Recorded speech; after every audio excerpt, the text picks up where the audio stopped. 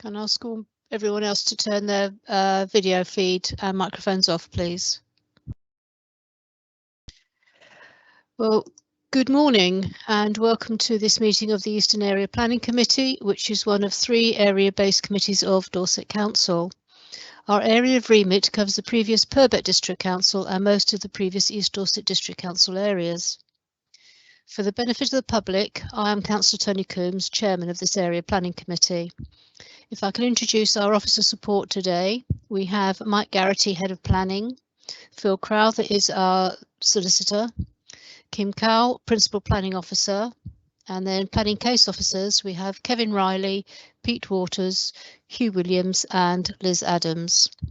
Simon Merritt will be reading out the public representations, and as always, our stalwart is David Northover, our Committee Support Officer. I'd also like to thank the officer team behind the scenes who are making today's virtual meeting possible. And can I wish everybody a happy new year, and let's hope it's better than the last 2. Due to the ongoing pandemic, the council has had to put in place measures to enable the council's decision-making processes to continue whilst keeping safe members of the public, councillors and council staff in accordance with the government's guidance on social distancing by applying new regulations for holding committee meetings from remote locations. Full details are published in the agenda on page 47. Where a decision is required today, committee members will express a minded to decision in respect to the recommendations set out in the officer reports, with the decision then being taken under officer delegated authority. Mike Garrity, as the appropriate officer, is in attendance today and will enact any minded to decision. So it'll be clear to everyone what the outcome of each application is. The meeting is also being live streamed to the public, and a copy of the recording of the meeting will be available on the website afterwards.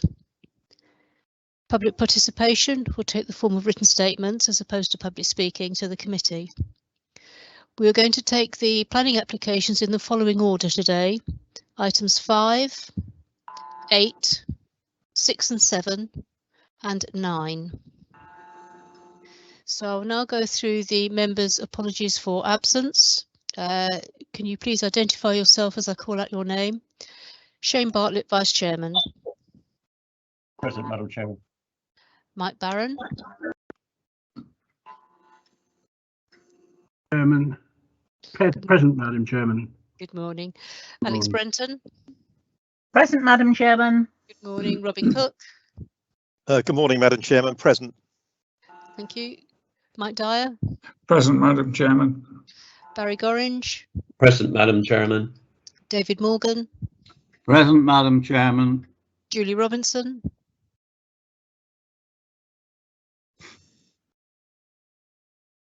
Okay, David Took. Present, Madam Chairman. Bill Trite. Present, Madam Chairman. And John Worth. Present, Madam Chairman. Okay, I'll just double check one more time. Julie Robinson, are you with us this morning? Okay. So moving on to item 2, declarations of pecuniary or other conflict of interest, bias or predetermination. Do I have any declarations at this point?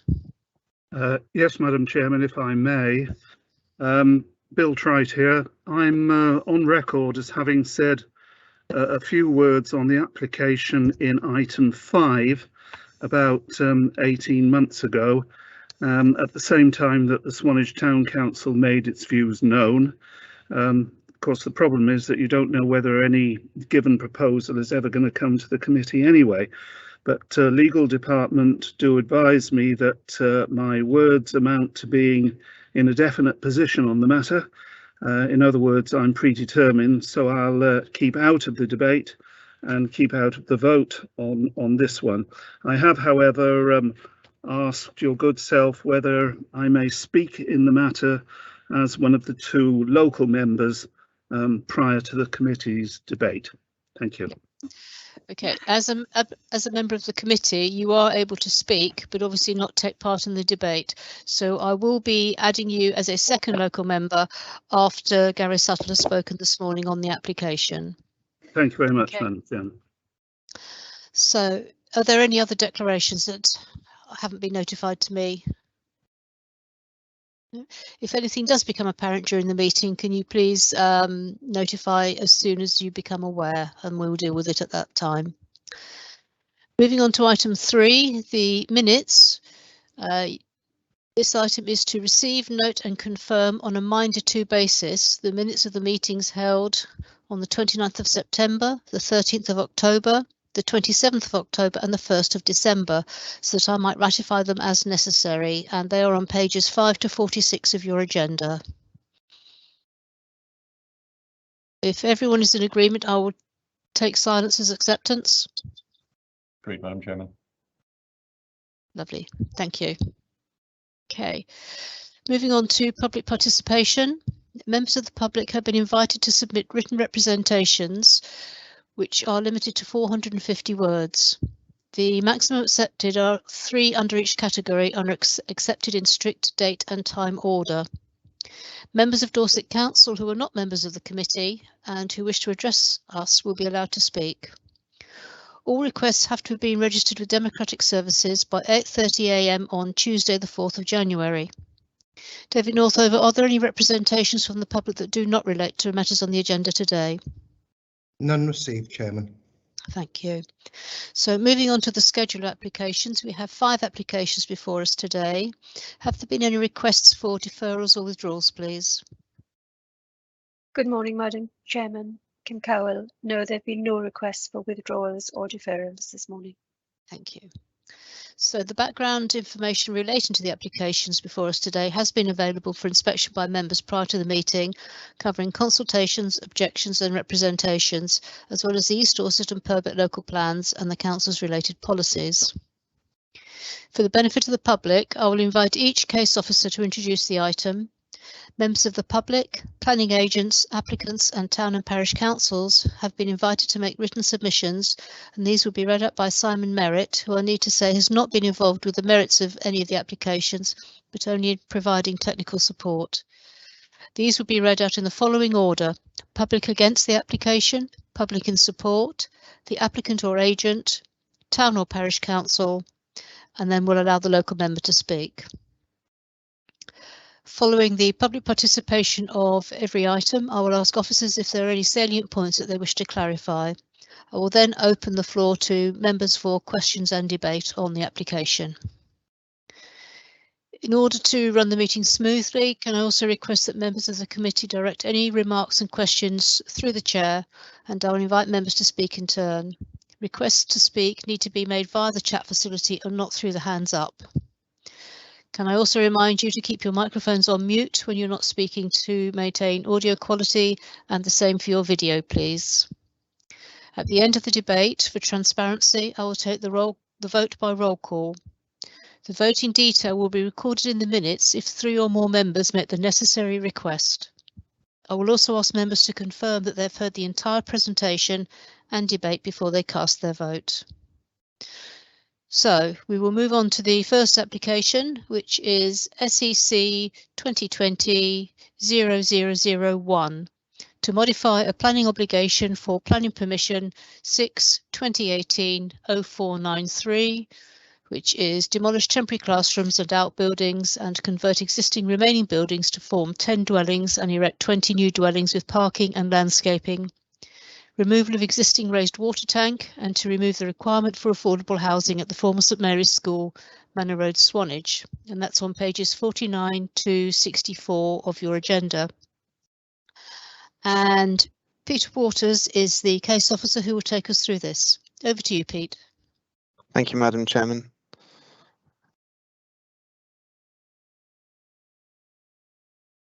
I hope you can all see my presentation. Yeah, it's just loaded now. Fantastic.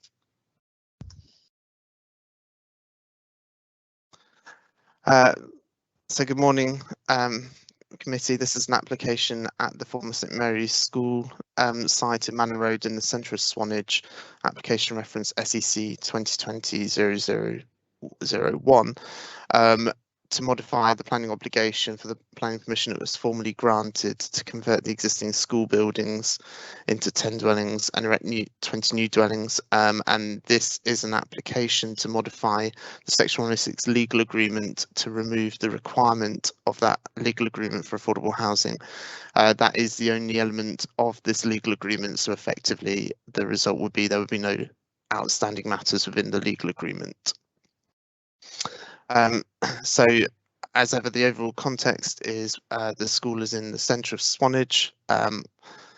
If you look at the location plan, you can see that the town centre of Swanage runs along here. So this is Swanage High Street, and you're going in towards the centre here, and the beach is just beyond there, to give you a context. So this is a quite central location within Swanage town. It is situated within the Swanage Conservation Area as well. So just for some context, this application was considered by the Planning Committee a few years ago and approved, and this is just a reminder really of the site, and also to point out some of the constraints that have led to concerns about the viability of the proposed development, which has led to this application to remove the requirement for affordable housing to be provided. So this is where the vehicle entrance will be. This water tower needs to be removed as part of the application, and the road can then be widened. At present, it isn't wide enough for vehicles to access the site. You can see it comes in on the south-eastern point of the site, going along the access road leading into the main site itself. This is just a bit further forward, the main entrance to the site, if you like. So this would be the vehicular access. As you can see, this is looking from the southeastern corner of the site across, looking south to north here. So we're looking across the town, and it's worth pointing out the topography of this site. It is quite a steep site, as you'll see as I go through the photographs.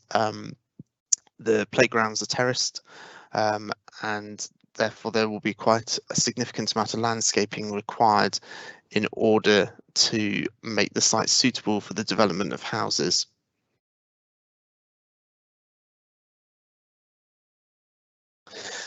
So giving you a bit more context, the photograph that I showed you was taken up here. This is further down the site looking back across. As I said before, there's quite a significant amount of terracing. The site is on quite a significant slope. And now we're looking further down again. So you've got the two playgrounds above. Again, looking back up, the photograph is up there. The water tower, you can just see behind the tree line where my cursor is, the water tower that would be removed in order to provide the vehicular access. So that's here. So we're looking across this way effectively. Moving on then, so the main school building will be retained as part of this proposal and converted into accommodation. As you can see from the plan, that the main school building is in a L shape wrapped around the boundary of the site. And this is one of those two buildings that will be retained. The lean-to element would be removed as part of this. You can see there's clearly quite a significant amount of work to be done here, buildings to be removed. They're not shown on the photograph, but there are old classrooms here that have to be removed, and the playground is still there. So this is taking a look at another part of the building that would be retained, coming down the eastern flank of the site. Again, there's some work to be done to convert that to residential accommodation. So this is the site plan that was approved under planning permission 6/2018/0493. At the time, 11 affordable units were to be provided. That is 30% of, 35%, I beg your pardon, not 30%, affordable housing provision, and that was based on the fact that because these buildings are being retained, you're entitled to vacant building credit. So therefore, it was policy compliant to provide 35% of affordable housing as opposed to 50%. So these are the units, these are the old school buildings that I've just shown you the photographs of. They would all be converted into flats. And then you have here another unit here, which would be a flat over a carport, which is unit 20, and that makes up the affordable units that the applicant is seeking to remove from being affordable and to make open market. So turning to the justification for not providing affordable housing, this is an extract from policy AH, affordable housing of the Purbeck Local Plan Part 1, and I'd just like to read it to you, and it says, whether it's considered that there are significant economic viability constraints that would prevent the provision of affordable housing in accordance with the policy, the applicant will be required to provide full justification of exceptional circumstances to the council's satisfaction. And this should include viability appraisal, suitability appraisal, and development mix appraisal. The open book approach will enable the council to form a view on the viability of the proposed scheme, including identification of economic constraints, for example, existing high use values and their impact. The appraisal will be subject to independent verification, which the applicant will be expected to fund. So the Purbeck Local Plan, the expectation in the Purbeck Local Plan Policy AH is that the affordable housing will be provided unless it can be demonstrated that it is not viable to do so. And it is on this basis that the applicant has come back to the council seeking to remove the requirement for affordable housing. Going to a national level, the planning practice guidance sets out how we should look at costs for the purpose of viability assessments. The applicant has advised that the reason that the site is no longer viable as it is with affordable housing is a combination of abnormal building costs plus increasing sill rates. So when we're looking at costs, it's important to understand that abnormal costs are costs associated with treatment for contaminated sites or listed buildings, or costs associated with brownfield, phased or complex sites. And I think the key here is that the planning practice guidance particularly picks out the costs associated with bringing forward brownfield sites, which this clearly is.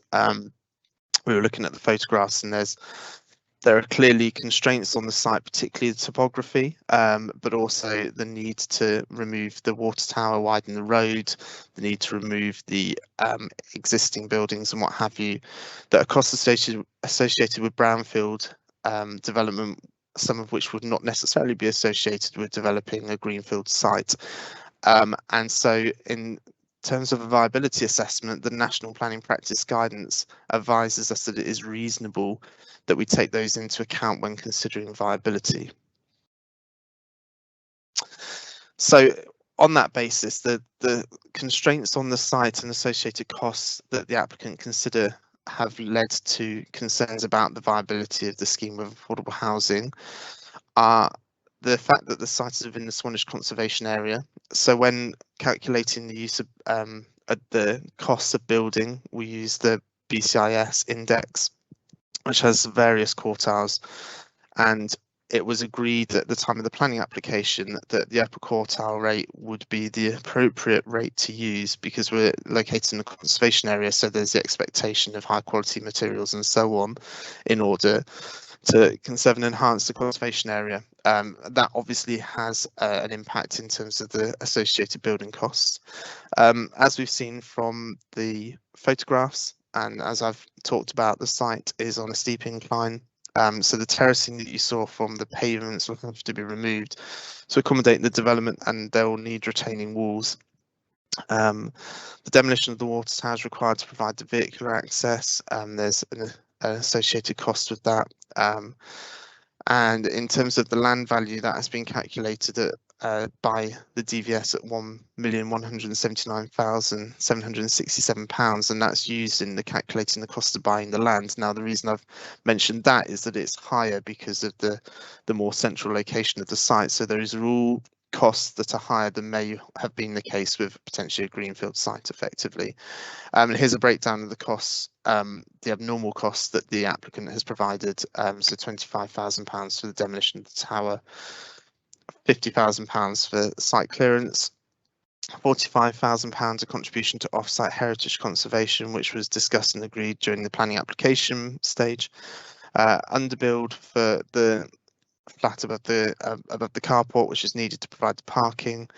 The retaining walls are quite a significant cost, and then attenuation and hydro break associated with drainage.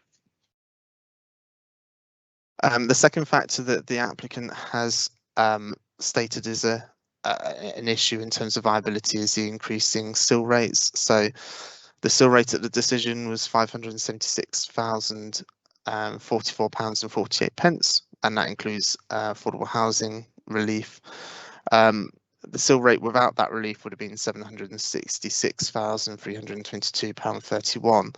The current sill rate is £810,099.99. So without the affordable housing provision, taking that out of the equation for a second, the increase in the sill rate has been £75,403.68. And when you total the costs on this page and the increase in sill, you're looking at additional costs of £422,103.68.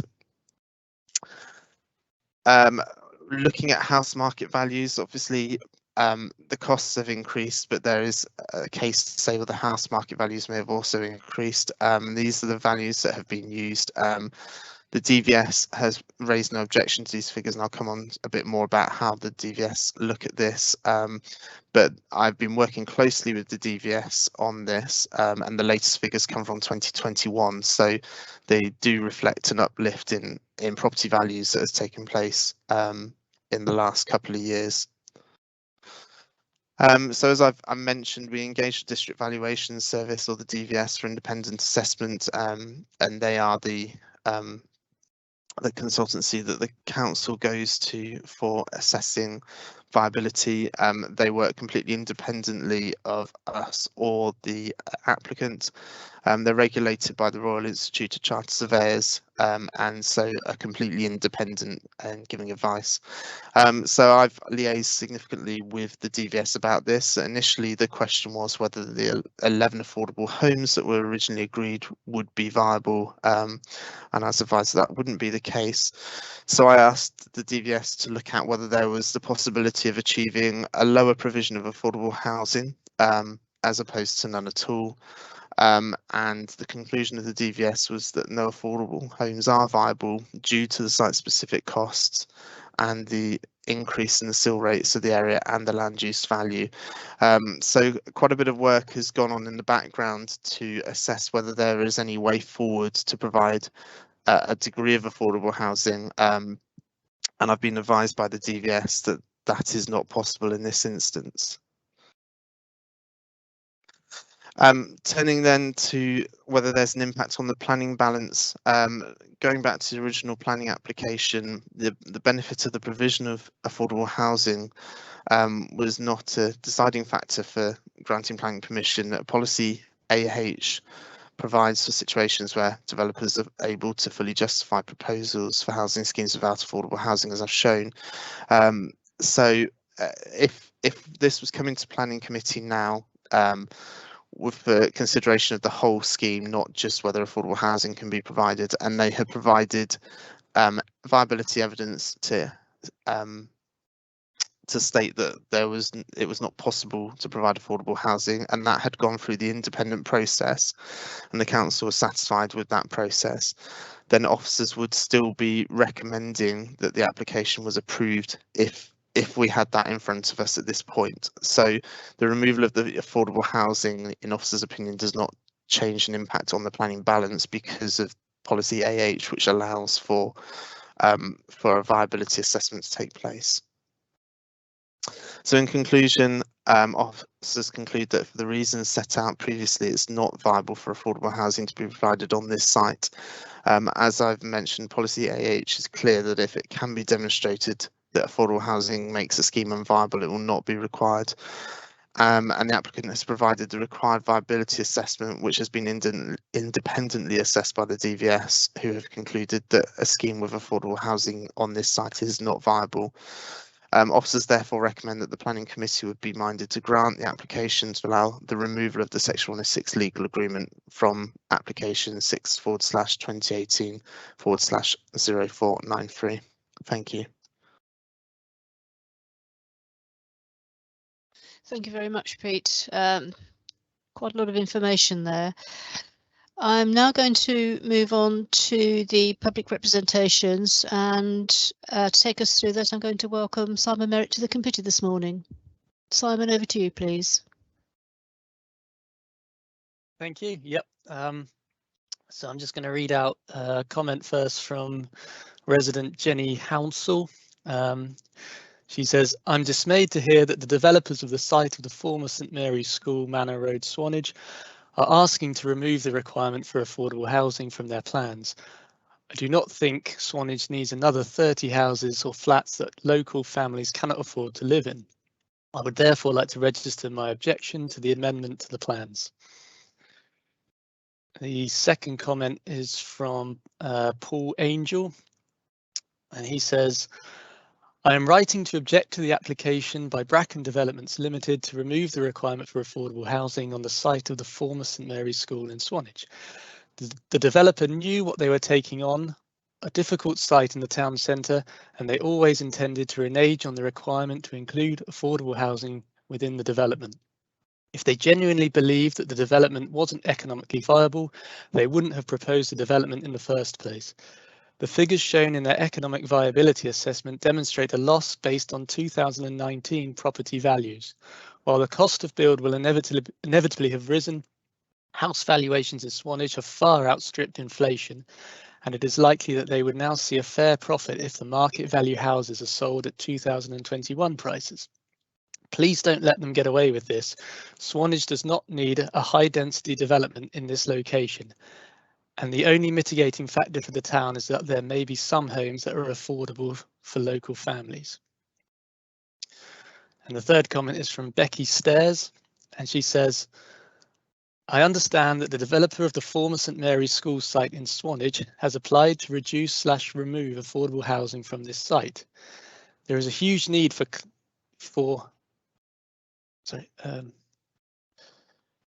There's a huge need for affordable housing in Swanage, with so many second homes and people from elsewhere moving in and driving up house prices.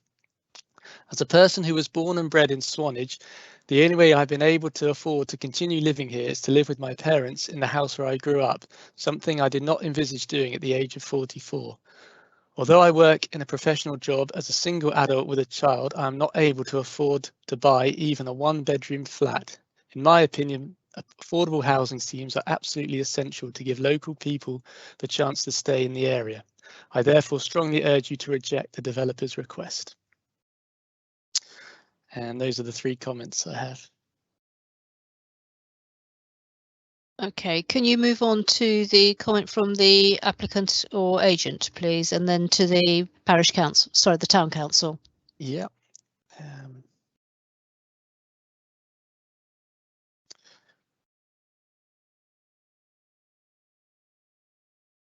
So this is a comment from Joe Tasker from Ken Clark Planning Consultants on behalf of the applicant. Thank you for this opportunity to make a representation to you. I am speaking on behalf of the applicants to support the application. After very careful consideration, we found that unfortunately this application was needed because the current scheme is found to be unviable. We submitted this application in May 2020. The applicants took specialist advice from engineers, quantity surveyors, and a valuation consultant. Expert advice underpins a detailed economic viability assessment prepared by Mr. Newman, who is a chartered surveyor and registered RICS valuer. We paid the council's fees for independent consideration of Mr. Newman's assessment by the government's valuation office agency, brackets District Valuation Service, known as DVS, close brackets. Supplementary information and clarification was required during the process, and we provided this and paid an additional fee to the DVS for their further consideration. This very thorough assessment process has taken more than 18 months. The DVS has agreed that the development is not viable if affordable housing is provided. This is set out in detail in your officer's report to committee, a recommendation made following a lengthy and detailed technical assessment by experts. The applicants reasonably and respectfully request that members support their officer's recommendation and allow the removal of the Section 106 legal agreement in this case.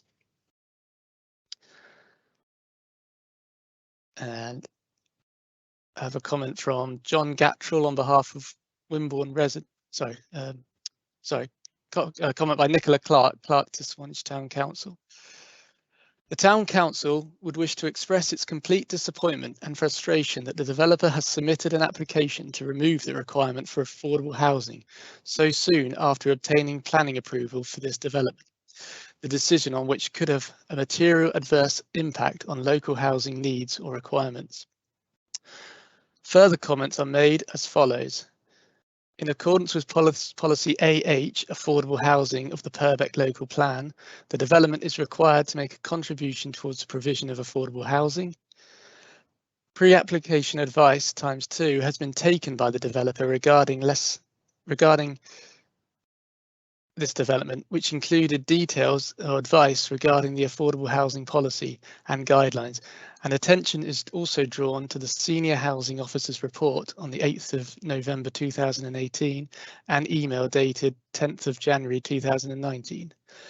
Members have reviewed the developer's economic viability assessment dated the 26th of November 2019, which has been completed less than 8 months after planning permission has been granted on the 2nd of April 2019. Questions are raised regarding the reliability of the values and valuations contained therein, and comments are made that house prices in the local area have not materially changed since that time. It is further felt that these financial projections should not overturn or be a valid reason to go against the Council's affordable housing policy. The Town Council therefore wishes to make it clear that it deplores any move to withdraw the affordable housing element of this development scheme. Thank you very much, Simon. Okay, we have 2 local members that wish to speak. The first one is Gary Suttle. Good morning, Gary. Good morning, Chair, and thank you for the opportunity to speak. Happy New Year to you and the committee. So good morning, I am Gary Suttle and I'm one of the Dorset councillors for Swanage. And I object to the application before you to remove the element of affordable housing. Whilst understanding the principle of profit and that the developer seeks to maximise the return, I ask you to consider the long-term impact that continuous developments within the town without an element of affordable housing has on the long-term viability of our community. This particular site was given planning including such housing and I believe would not have been granted without it. The site would have been priced at a level inclusive of a mix of housing, and if we remove the requirement, the profits will of course be higher. We acknowledge that building costs have risen over the pandemic period. However, the last few days it's been reported that housing has risen over the last 12 months at a rate of 10%, the highest for 15 years, and the developer will have benefited from this rise. Plus, any additional costs associated with this development could be partially passed on to the purchasers and are not necessarily wholly absorbed by the developer. I note the district valuer's involvement, but stress that Swanage is often seen as unique in the value of property. With a restricted supply of housing and high demand, prices are rarely anywhere near averages and those of the site in general. Swanage requires genuine affordable housing to ensure that everyone has the opportunity to live in our community. There is a lack of lower priced housing, and when it does come to market, it is often quickly bought as second homes. The demand by definition driving up price of even the lower value properties. We cannot maintain a vibrant community with second home owners and high-end value properties. Community is about diversity, and we must support affordable housing to ensure that everyone has the opportunity to live here. I ask you to refuse this application and support our community. Thank you. Thank you very much for that impassioned speech. I will now move on to the other local member, who is Bill Trite, and as I mentioned, Bill is a member of the committee, but due to his predetermination, he is unable to take part in the actual debate. So, Bill, the floor is yours for the moment. Thank you, Chairman. A very important principle is at stake here. The application before the committee is unavoidably bound up with how much weight the council is willing to put on its claim to support affordable housing, which, despite being something of a relative term these days, is very much needed in Swanage, where house prices are so high even by Dorset standards. The last planning authority, which was Purbeck District Council, gave a clear, unambiguous answer to this by making permission for development of the former St Mary's School conditional upon supplying the 11 affordable housing units described in the report, and I believe this successor planning authority should do the same.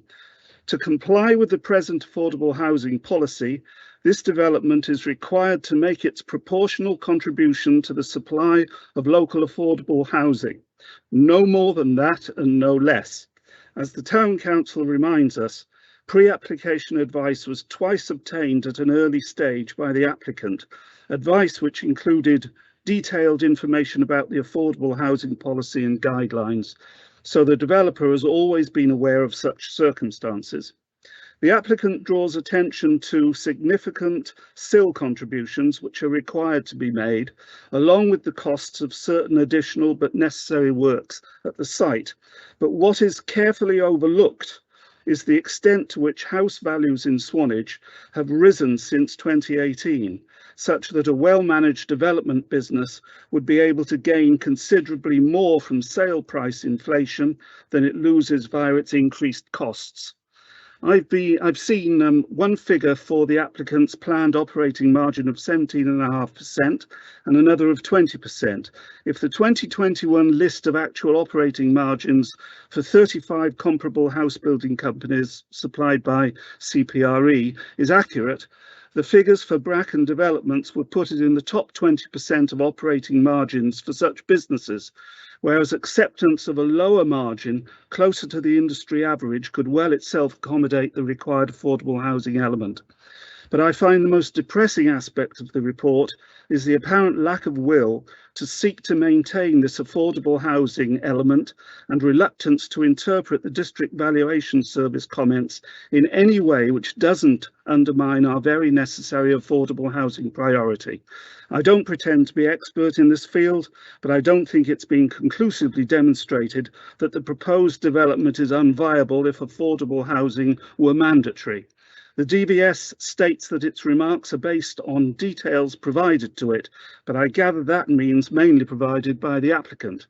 And the developer has been chipping away at all planning conditional and restrictive clauses since the earliest days of this saga. Finally, if, as I think I read correctly in the report, the weight to be given to a viability assessment is a matter for the decision maker, and that's presumably this committee, having regard to all the circumstances of the case, then there is scope for manoeuvre yet, which can provide an outcome which is in the public interest. Otherwise, I'm sorry to say, we are caving in to an application which is both opportunist and cynical. Thank you, Chairman. Thank you very much, Bill. Again, another impassioned speech. I'm going to go back to the officer team now. You've heard a lot of representations from the public, from the agent, the town council and the ward members. Is there anything you wish to comment on at this point, please? Excuse me. Thank you, Chair. I think one thing I would like to point out is that during the discussions with the DVS, the increasing house value has been taken into account, so that I understand that house prices have increased. It should also be noticed that building costs have increased, and that's been quite prevalent in the news. I believe the forecast that the RICS have put on building cost rise this year, and this is the all-in tender prices, is 3.3%, but that rises year on year. So that is something to bear in mind when considering the application. And it is worth pointing out again that because we're in the conservation area, it was the council at the time who required the higher quality materials, which obviously increased the building costs. Just a couple of other things to point out, that policy AH, as I've explained, does allow for this to occur, where the viability has been independently assessed, and the DVS as an independent assessor are satisfied that the information they've been given is correct.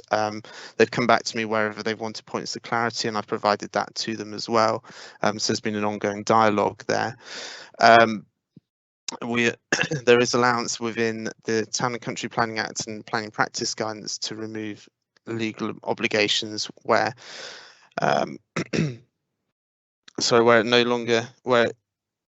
where it will no longer serve a useful purpose or continue to serve a useful purpose in a modified way. Now, we've looked at whether it can be modified.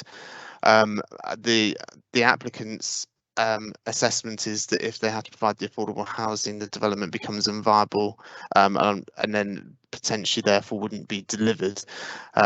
So that's something that we have to weigh up. I'm not sure if there was anything else I wanted to come back on just yet. Bear with me, sorry, I was scribbling notes here. Kim Cowell, Madam Chairman, if I can assist Peter with some of the points that were raised. Thank you. One of the speakers did question the principle of the development. Obviously, the principle of that number of units, not the housing mix, but that number of units on the site was established by the parent application. And the second point is that the viability is a factor of the policy AH. So as part of that application process, the policy seeks to deliver affordable, but it is reliant on viability in any instance. And the Peter's touched on the fact that legislation allows for the process to be revisited. The planning practice guidance states planning obligations can be renegotiated at any point where the local planning authority and the developer wish to do so. So it is within the applicant's gift to make this request to the council. Peter's, I think, covered the other points. Thank you. Okay, thank you. I assume from that, Peter, there's nothing else you wish to add at this point? No, thank you, Madam Chair. Okay, I already have members requesting to speak on this application, and my first speaker is Councillor David Took. Morning, David. Morning, Chair. I've got 2 or 3 things I'd just like to clarify and understand more clearly. If we look at the officer report in the agenda, paragraph 1515, which to me relates to the nub of the whole issue. It talks about a residual value being minus 801,000 and a profit margin of 10.5%. I find that rather confusing. I'd like some clarification on what those figures mean, where they're from, and why a loss suddenly appears to be creating a margin. On slide 15, there were a number of costs that were shown that were supposedly abnormal, although presumably these were all known at the time. So, for example, demolition of the water tower. Well, that's actually part of the original proposal that be demolished. So presumably some investigation was done into the viability of doing that at the time. And all the other things appear to be, 50,000 for clearance. Well, they clearly wouldn't have gone ahead without doing that calculation as part of your profit assessment. So what I'd like to come to, I think, is on a later slide, and I forgot to note the number. We looked at the expected revenue showing was 11.4 million, I think, which is, given the increase in house prices, is probably a low estimate now. And we've seen this slide. Thank you. We've seen the slide 15 with the abnormal costs, but we've not seen anything showing total costs. And in order to assess viability, surely we need to know what they're expecting in terms of revenue, what they're expecting in terms of build out costs, and then be able to subtract one from the other and work out what their profit's going to be. And I think without that information, we have no idea whether it's viable or not. As a committee, we can't decide without that information. All we've got to do is take other people's word for it. So can we answer some of those questions, please? Thank you very much. Thank you, David. Pete, do you want to come back on that, please?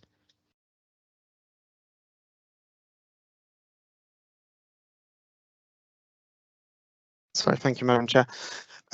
So, okay, firstly, taking the abnormal costs, the question that Councillor took as asked is the same question I actually put to the District Valuation Service myself to try and understand a bit better what we mean by abnormal costs, because I would have read it as costs that you couldn't have anticipated, and clearly, as Councillor Took stating, you can see the topography of the site, you know that there's going to be site clearance involved and what have you.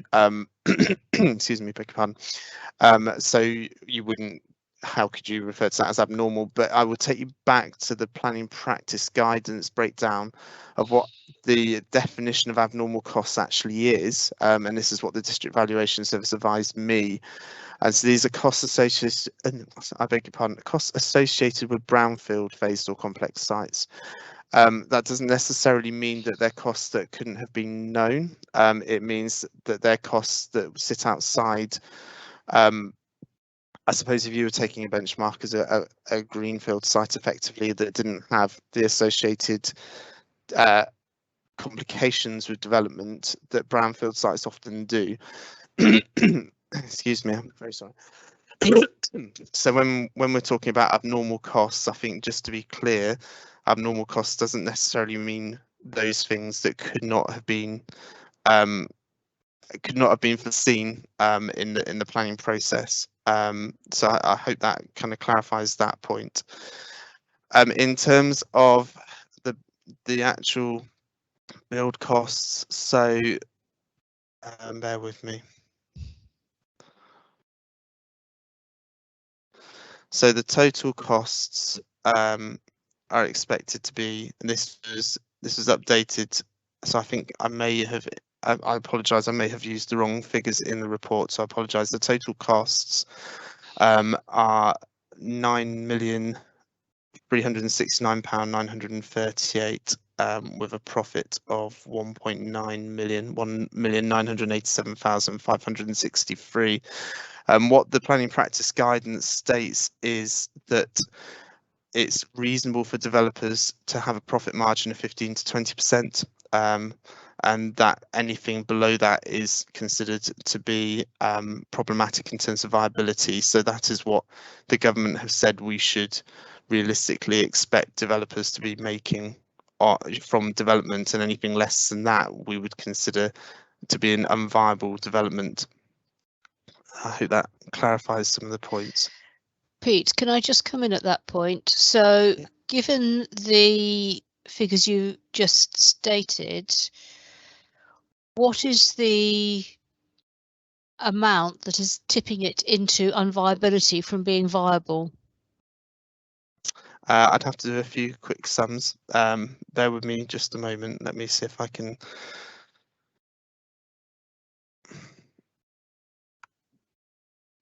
So the profit on this, on the gross development value, would be 17.5%, which would be achieved with no affordable housing. So once you add in affordable housing, that tips out of that bracket of profit that I referred to. So with no affordable housing, the anticipated profit would be 17.5%, which is within the realm that the government said is reasonable to expect. Sorry, so what is it without? Sorry, with the affordable housing, what percentage? With the affordable housing, I'd have to find the other. Sorry, for you, Chair. That's all right. You preempted what I was going to ask. Sorry, I have to find it on the system. Please bear with me.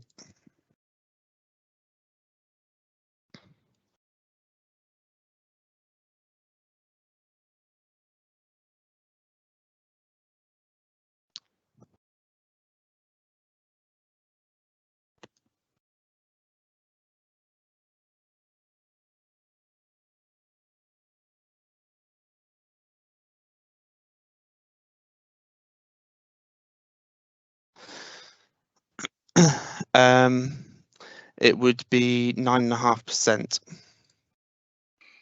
Sorry for the delay. I had it in the system. I just had to dig it out.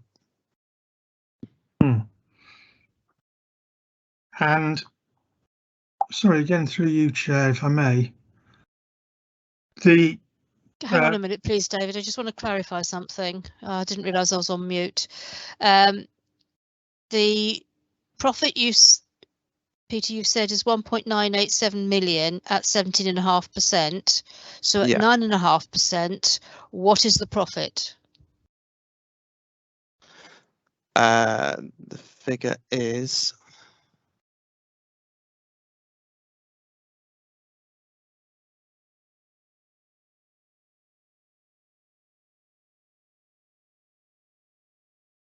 Sorry, I beg your pardon, you'll have to bear with me. It's because I've had quite a number of emails from the valuation office. I need to try and find the one that. That's okay. It's important for us to wait. I apologise to everyone. Please bear with us.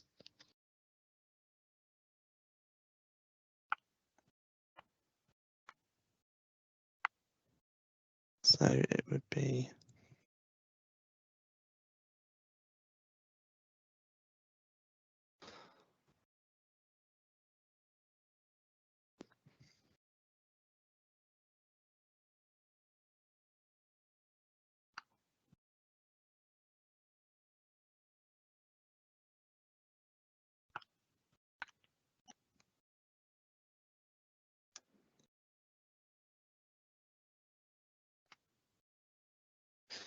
Sorry, can I have a couple of minutes just to find it in the system, and I'll come back to you. Okay, thank you. Just while David is looking into that, thank you for your patience also, David. In the meantime, Vice Chairman has asked for that he didn't catch the figures. I made a quick note, so while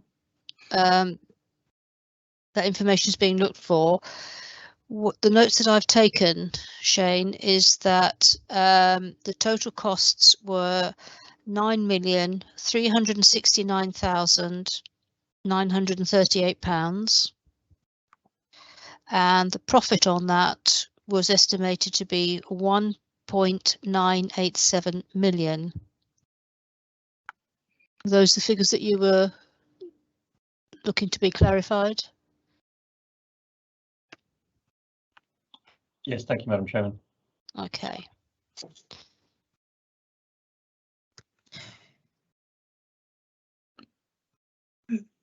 A rough calculation would show 9.5% margin to be worth 1.8 million. Well, hold on. I think Pete Waters has the answer for us. You wish to come back. Thank you. I calculate it to be a little lower than that, around £830,000.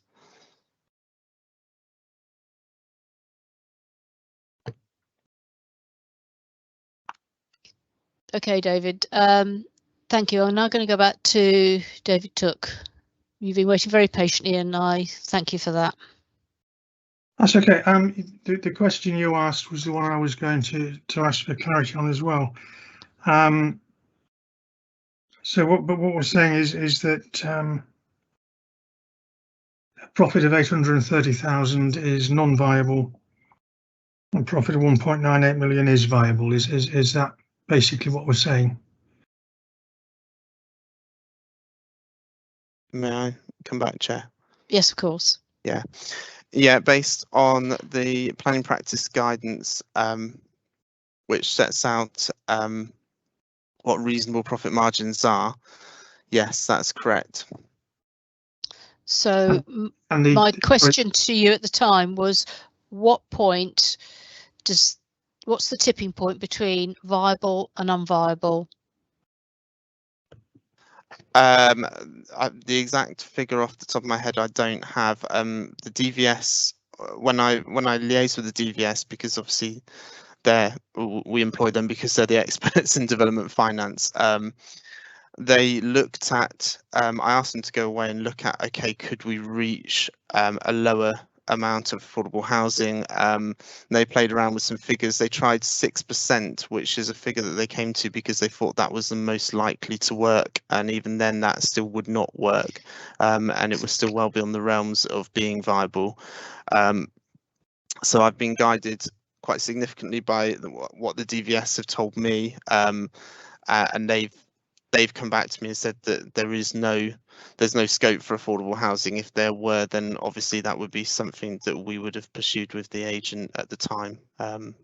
That's something that I've explored with them, but I couldn't tell you exactly what that point is. But I can say that if there had been an opportunity for affordable housing, I'd ask the DVS to investigate any opportunity. 6% was a figure they came back with that still wouldn't be viable, and at that point they concluded that there wasn't any opportunity. Okay, thank you. David Took, back to you, please. Thank you. I've probably taken up quite enough time, and I'm assuming there's going to be other people who want to ask questions. My only comment is one of the ward councillors, and I can't remember which one, mentioned an industry standard of around 10%. But I'll leave that perhaps for other people to follow up. Thank you very much. Thank you very much for your patience, David. My second speaker was Alex Brenton. Thank you, Chair. I am very concerned, like many other people, about this application, because basically what the officer and this particular developer is saying is there is no scope for affordable housing in the centre of Swanage. This is a reasonably big site. Yes, it is sloping. So my question is, when we're talking to the officer, is about the land value. Does this developer actually own the site at the moment, or is it he's put in a like many times you put in a planning application with the understanding that you will buy the site afterwards? So is it actually in the ownership of the developer at the moment? Because I'm thinking of other alternatives. That was the question. Thank you. Thank you, Chair. Thank you. Hopefully that should be a lot easier to answer.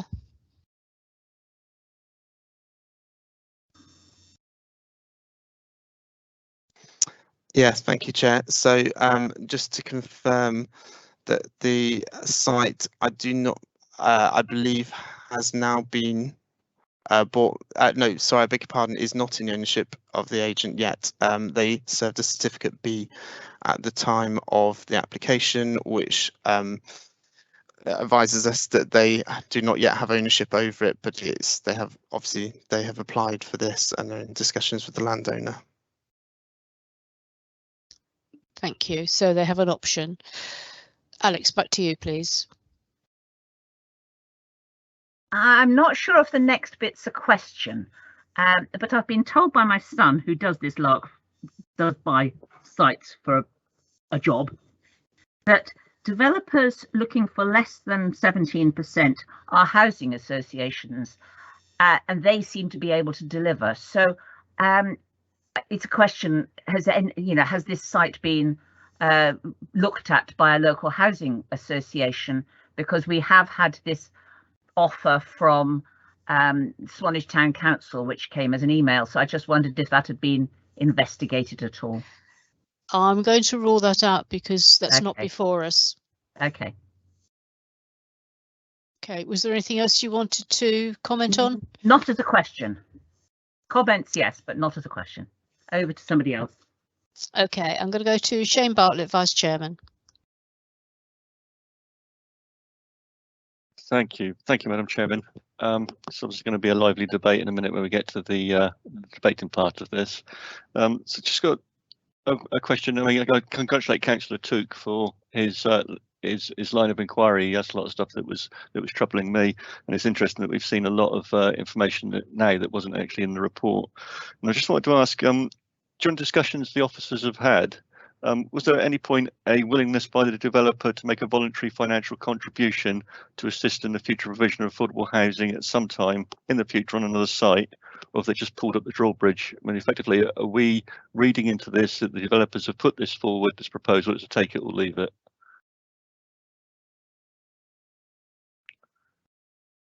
No offer has been made. They've submitted this application stating that they do not consider that the development is viable with affordable housing. Haven't put forward any offer of a contribution. Okay, thank you. Do you wish to make any other comments, Shane? No, I'm happy to take part in the debate when you're ready to start the debate, Madam Chairman. I have no other speakers, so do you wish to start the debate? Sorry, Chairman, could I just quickly come in? I just wanted to make a very quick comment because I'm just picking up on the, I know some of the comments have been made about the developer would have been able to have foreseen some of the costs, which I know has been raised, and that's an understandable point to make. I just wanted to clarify from the point of view of this particular application that whether or not that's true, ultimately we still have to judge it on the basis of what the viability work is telling us, and the DV's assessment and their expert advice is based on what they see as being reasonable costs associated with that development, and also that it fits within that bracket of the abnormal costs. So it's a fair question to ask as far as whether or not they could have foreseen some of these costs. But over time, there is an element of having to understand that costs may not be fully anticipated at the time that the application comes in. And once further work is done, those costs can come to light.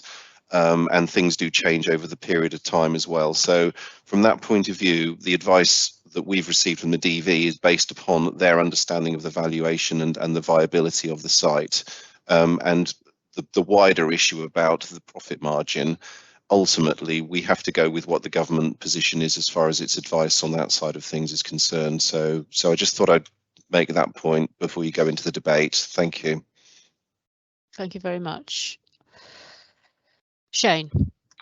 Thank you, Madam Chairman, and thank you to Mr. Garrity for his clarification on that. However, we're an authority that has to deal with, and I'm talking about Dorset as a unitary council authority that has to deal with many aspects of what affects the public and our residents in Dorset. And I have a great deal of sympathy with both the ward members and the way that they spoke, having, being a member of a town that is allegedly the second highest average house price in the county. And we know that we have a problem in keeping young people and children, young families in this county. And I know Swanage has a distinct problem over its second homes and providing sufficient housing to enable those residents to stay within the county. And I fully agree with the view that they've got, that to have a diverse community, you need to have affordable housing. Now, as Mr. Garrett says, whether or not the developer knew about the associated costs with having to develop a brownfield site, who knows? I mean, everyone has to make their own mind up as to whether they knew those costs were there or whether they didn't. The fact is that they are a private company, a private industry, and they go into this with their eyes open, and they make their decisions and they take their chance in an open market.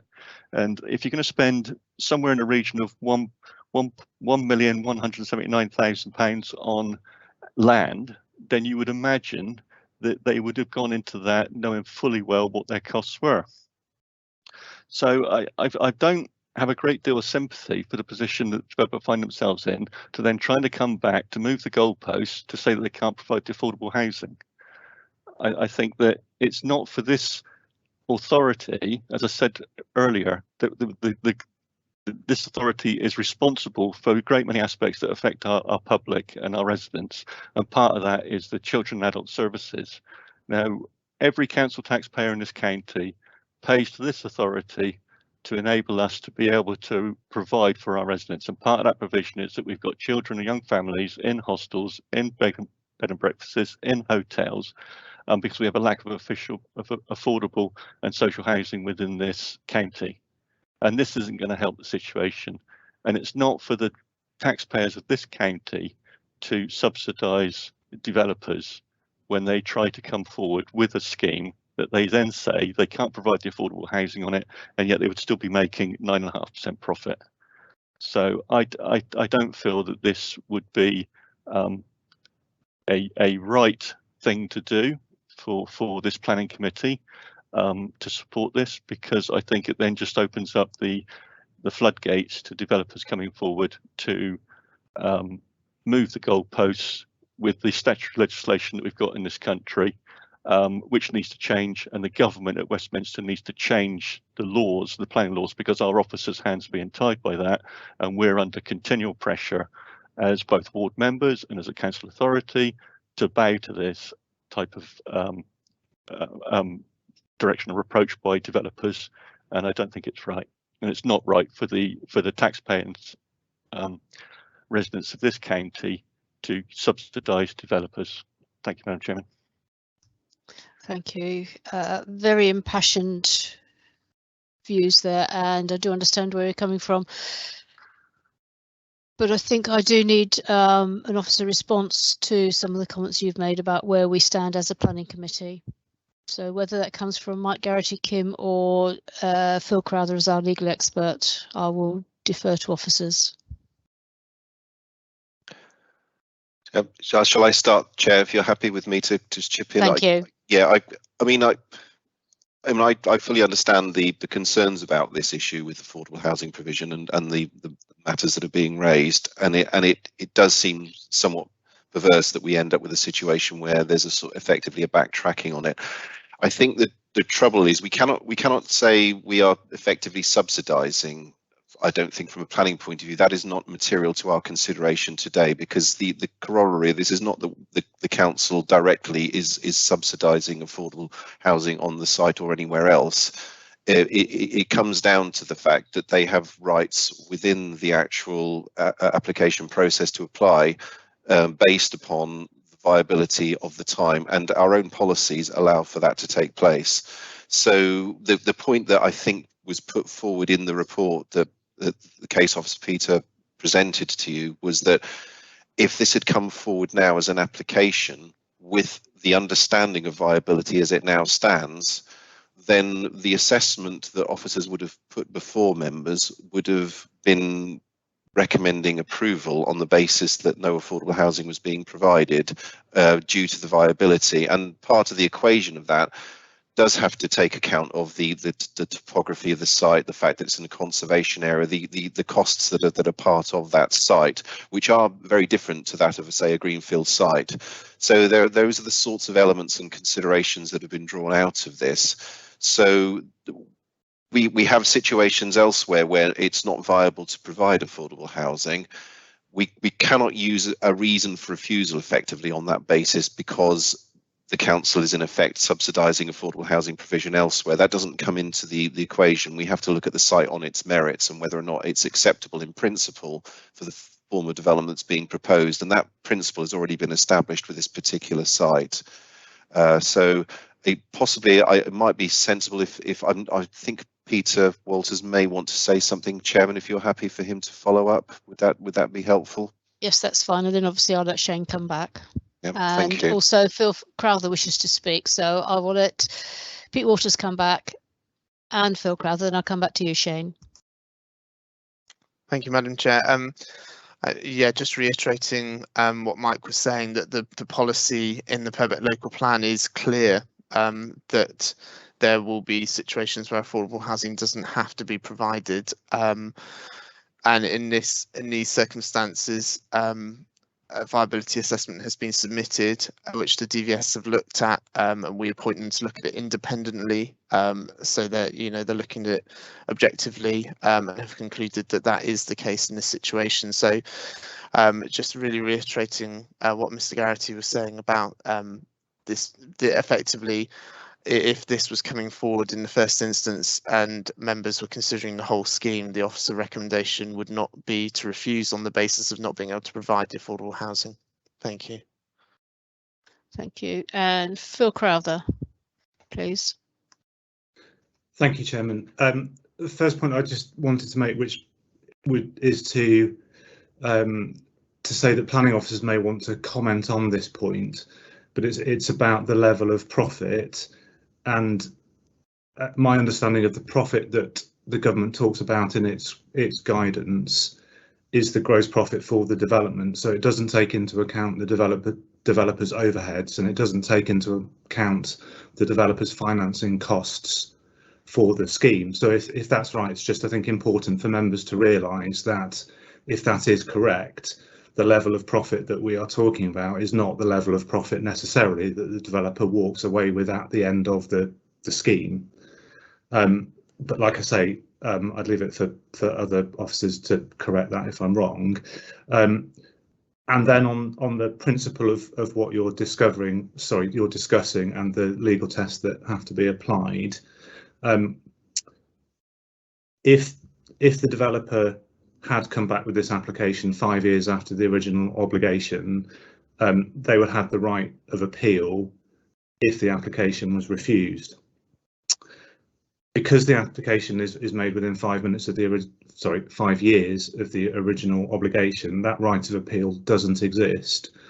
That said, any decision is subject to judicial review, and so the test effectively for that is it a decision that a reasonable planning authority would have made, or to put it the way it's normally put with negatives, to be challenged on judicial review successfully, it has to be a decision that no reasonable planning authority would have made, and put in that balance are the issues that both Mr. Walters and Mr. Garrity have said in that the viability assessment has been independently tested by the district valuer, and officers have challenged them on their findings, and that aside from affordable housing, the development is acceptable in principle, and the local plan policy allows for less than normal policy compliant affordable housing, including 0% provision, if that's demonstrated by proper viability information. So I just thought it was important that members are aware of the scope, the decisions that you have to make, and the legal tests that apply to those decisions. Thank you, Chairman. Thank you very much for that comment. So my understanding is that a judicial review, if the applicants decided to go down that route, if the planning committee decided to refuse this application, we have to demonstrate that we have shown due process, not that we have come to an alternative decision. Is that correct?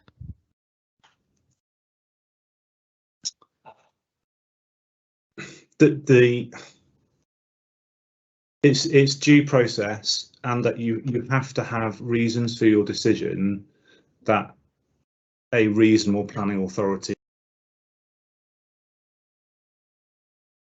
We seem to have lost Phil. You've turned your sound off, but I can see you're still in the meeting.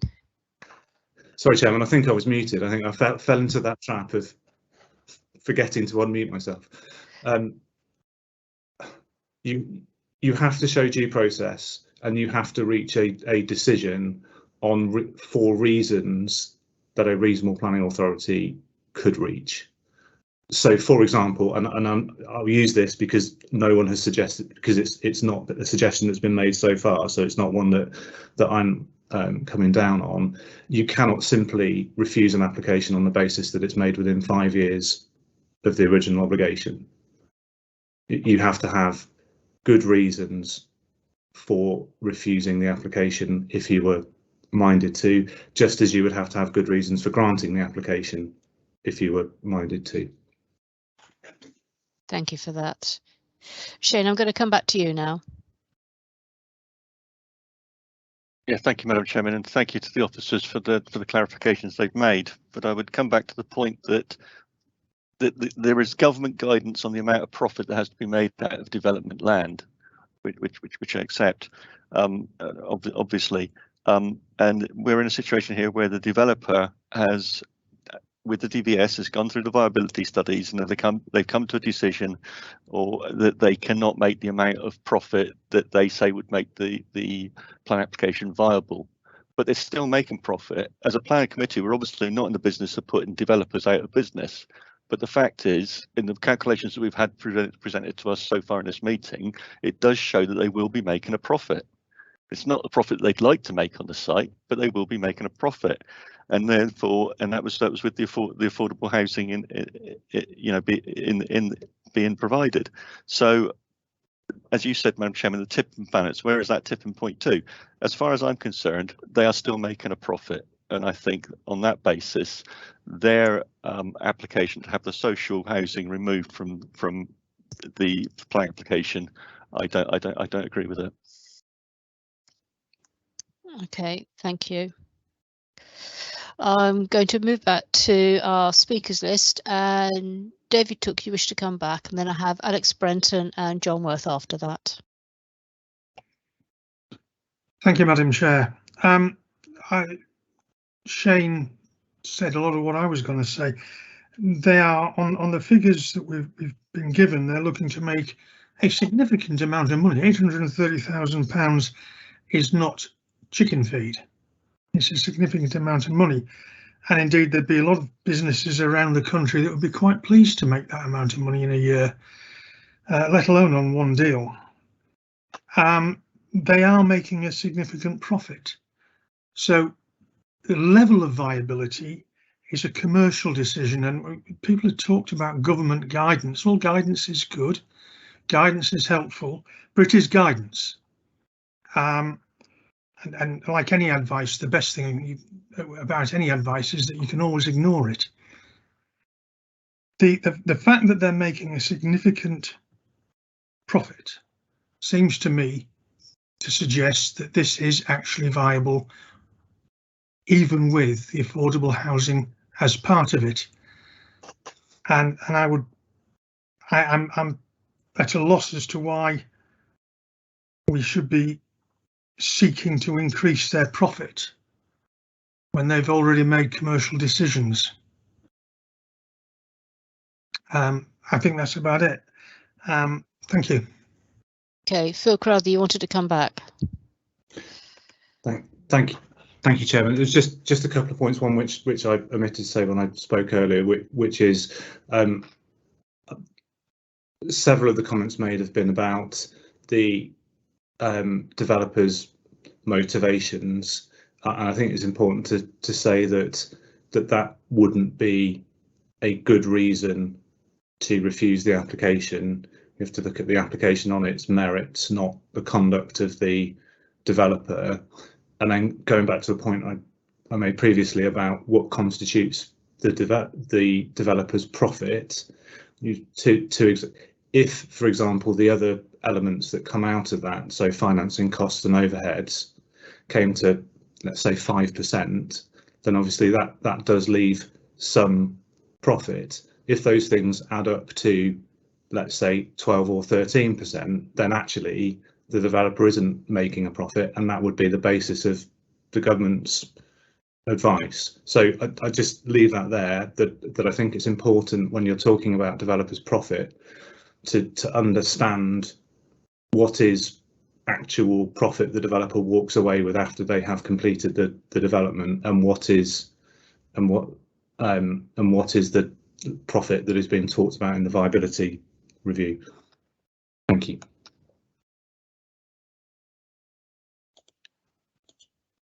Chairman, could I just quickly come in on that as well to follow up, if you don't mind? Yes, sorry, I was on mute. Yes, of course you can, Yeah, Mike. Yeah, thank you. I also have a slight nervousness here about us as a local authority trying to rewrite government rules around what they say is acceptable or not as far as profit margins.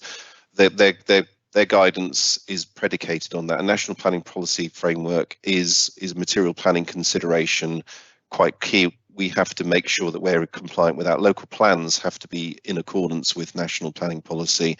That is a key requirement. We have a policy that allows for this situation to arise. So there is a whole host of reasons why, and developers will, for whatever reason, want to ensure that they've calculated costs based on assumptions that they make around what the planning system expects of it. So they will look for local plan policies and they will look for government guidance to understand where do they sit within that framework. In a situation like this, then there becomes a point where a developer will say, this is not viable based on my assumptions of this. I've put in a calculation. We've assessed that. We've come up with an answer based on expert independent advice that it doesn't come out as viable in the scheme of how things are calculated. Therefore, we're into that whole risk of, well, does a developer want to take that risk of accepting a lower profit than they would otherwise be able to make?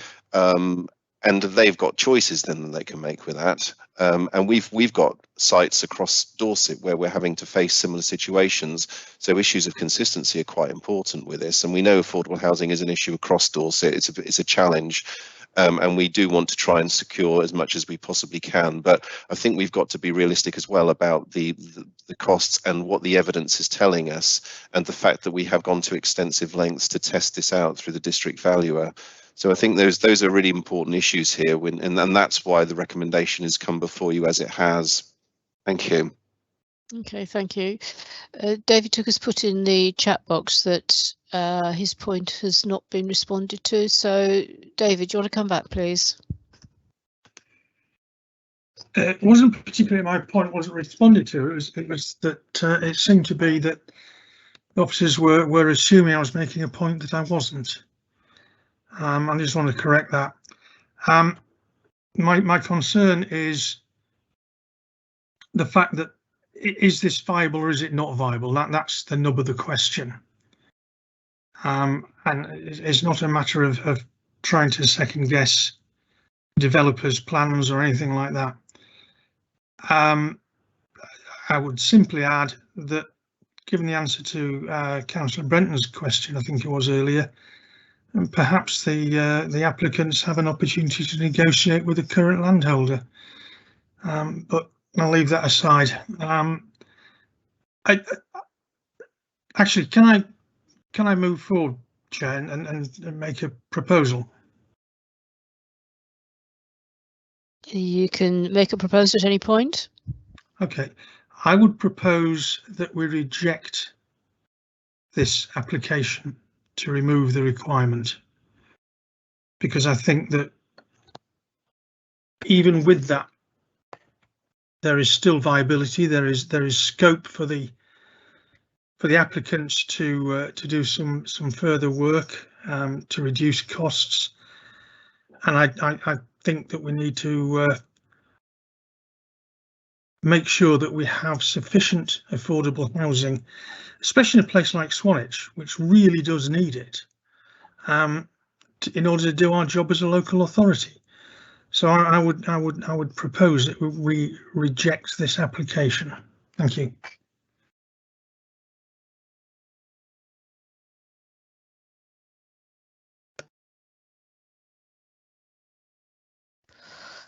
Can I just have an officer comment on the proposed refusal, which I understand it is that there is scope for further work on the viability, and that there is a continuing need for sufficient affordable housing in the Dorset Council area, but particularly in Swanage. I think I've got the wording there. Phil, you've put your camera on.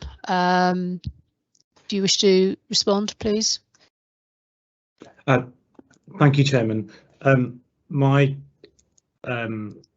advice would be that Councillor Took needs to expand on those reasons, or explain at least why he considers that the scheme would still be viable and what scope the applicant has to reduce costs, because I don't think there's a question about the need for affordable housing, and that's not, as I understand it, I'll be corrected if I'm wrong, I don't think that's part of the reasoning in the officer's recommendation. But going back to saying that I think Councillor Took needs to expand on his reasons. I say that because we have engaged and the district valuer and robustly tested their findings in order to ascertain whether the scheme is viable, whether a lower level of affordable housing could be provided, and whether, as I understand it, whether anything else could be done to make the scheme viable. So, in order to reach a different conclusion from that, I think we as an authority, when giving reasons for if we were to refuse the application, need to be able to explain why we considered that the scheme was viable and what scope specifically there is to reduce costs. Thank you. Okay, back to you, David. Well, I think a lot of what I was saying has been said before. The scheme is set to make a profit of 830,000, even with the full affordable housing. Even if there were additional costs that come out, I really don't see that that's going to reduce it to a place where they're making a loss. My understanding is that abnormal costs are things that are abnormal, and these are perfectly normal costs. And whilst it is a brownfield site, then the applicant must have taken these into account when making the original bid for it. If they haven't, then they have an opportunity, since they don't yet own the site, as I understand it, to negotiate with the landowner to try and reduce the land costs, which might actually help increase their profits. And perhaps, and I make no claims to know how to do this, but a negotiation with them on perhaps an open book basis might help them reduce the costs of landing. The way that they are developing the site can be changed. There's all sorts of things that they could do I think, to reduce some of the costs. And the DV's office have operated on figures given to them, as I understand it, rather than them producing their own figures. So I just think that there is, regardless of the DV's opinion, and I respect that. I used to work for the DV's office as a cadet valuer many years ago, so I understand how the DV's office works.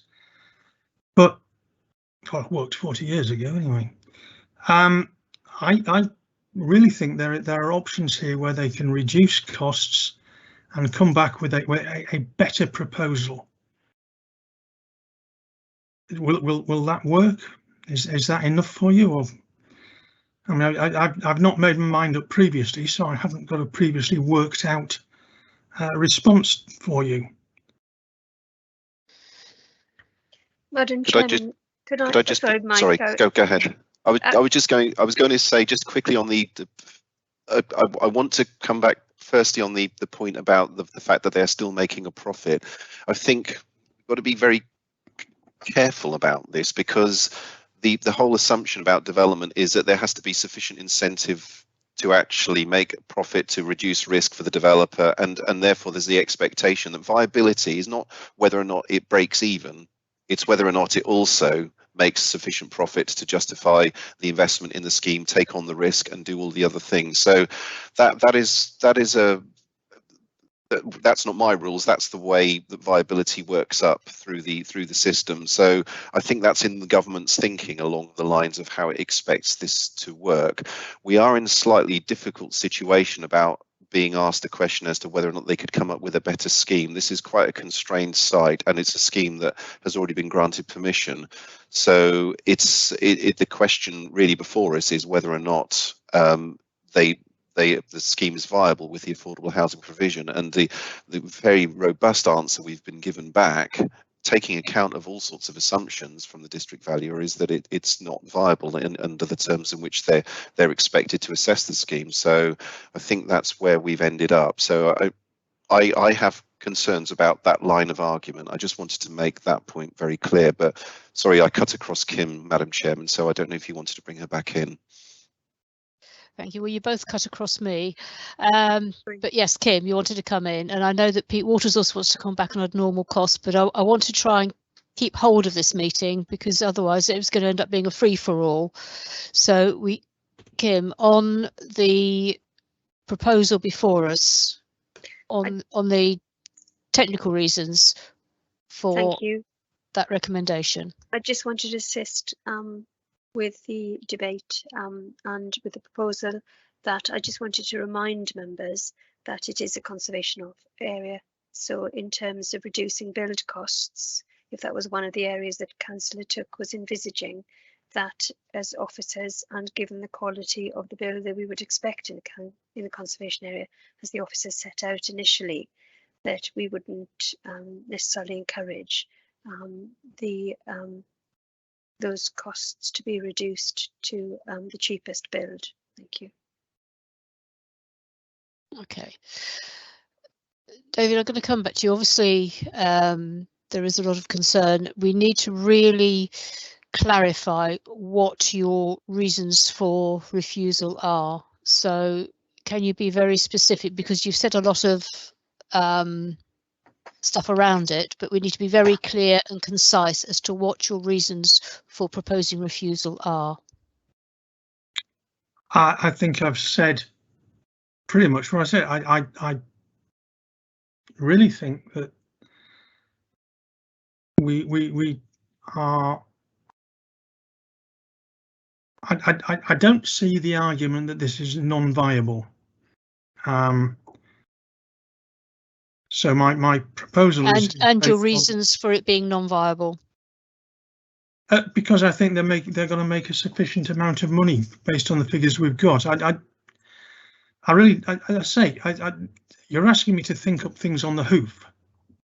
Okay, I've not made a decision before this meeting, so I haven't got chapter and verse laid out as to what I think. But based on the information I've had from this meeting, I feel it is still a viable proposition. Now, others may disagree. Officers may disagree, but that's my view. Okay, I'm still going to push you. I need to know what your reasons why. I'm not going to be pushed. And if you want to come back in a couple of days when I sit down and work it all out, then I'm happy to do that. But to sit there and try and push me on something that we've been discussing for an hour and a half, where we've had presentations, we've looked at stuff, and I've made my decision based on information presented at this meeting, rather than looking into it in detail in advance and David, determining. You have not made a decision. You have made a proposal to refuse, and I need to have succinct reasons in planning terms for that proposal to refuse, so that other members can make up their minds and decide whether to support that proposal. My proposal is based on my personal belief that I think this is viable. Right? That's fine. I need to know. And I need to know the reasons. I've just given you the reasons. I can't give any more reasons without sitting down and work them out, and we don't have time for me to do that. So I'm simply saying I don't think this is unviable, and that's the basis of my proposal. If you want to challenge that, please challenge it. If somebody wants to disagree with it, please disagree with it. I'm going to move on to the next speaker then. And according to my list, that is Alex Brenton. And thank you for your patience, Alex. So I've rather lost track of who's talking when. Thank you, Chair. I think I put in the chat bar. I did put in the chat bar that I would second the proposal. And I think one of my reasons is the business of principles. We have the Purbeck local plan. I know it's not fully adopted yet, but it's pretty much there. And that is very strong on having affordable home proportion, particularly in areas like Swanage and the coastal belt. And I know there is also stuff in the NPPF and that about affordability and viability. But I think the principle of the always assuming affordable home proportion sort of is the one we should go with. And principles sometimes cost, and it may be that the developer backs away, and it may be that this doesn't get built out. but I think we have to set a precedent and say, no, we've made this decision in the plan. I wanted more information.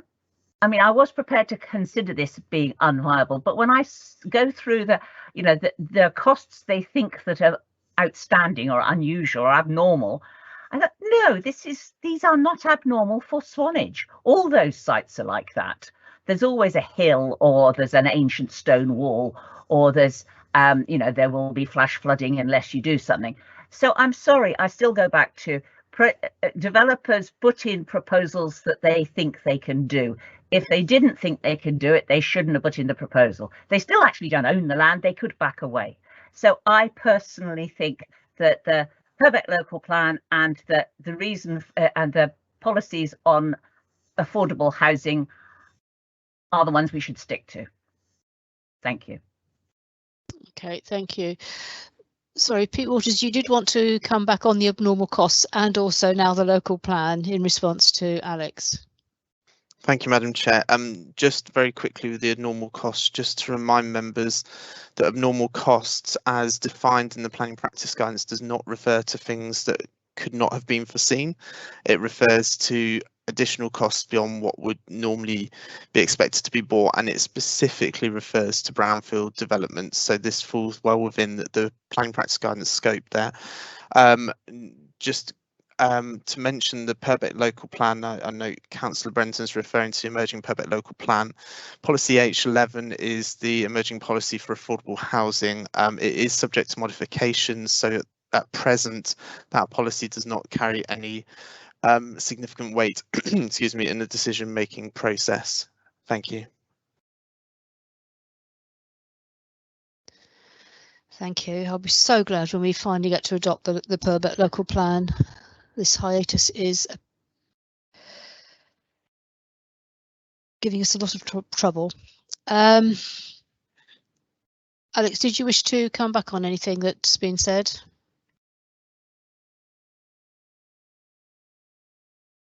I still bring it down to those, abnormal or not, virtually all sites in Swanage are brownfield, in the Swanage area. They've all been used in the past, whether it's for quarrying or for schools. This is what developers deal with day after day after day. And yes, they may be abnormally high compared with a greenfield site, but they are not astonishing compared with what is average for Purbeck. And so I still think that the viability of this site they may need to stand back, but I still think we have to hold to our principles. We've all been bombarded with stuff from Swanage councillors, but it comes back to the Purbeck plan, which I know isn't sort of in concrete yet. But even the NPPF, things have to be part of a community, and we cannot ignore our responsibility to plan. Okay, thank you. I'm going to move on to Shane. You wanted to come back. Yes, thank you, Madam Chairman. As you would have seen, that I was proposing to second Councillor Tuke's recommendation or proposal. Sorry. I do feel that in terms of whatever profit the developer makes on this site, we are in a situation where the developer hasn't actually paid for the site yet. They've obviously done a lot of preparatory work. They don't seem to have understood that developing a brownfield site was going to cost them a significant amount of money, which may impact onto their profits. And as I've said before, that's in terms of a private market and an industry outside of this authority, they take their chance on that. It's not something I think that as a planning authority we need to take responsibility for. they have to take responsibility for that.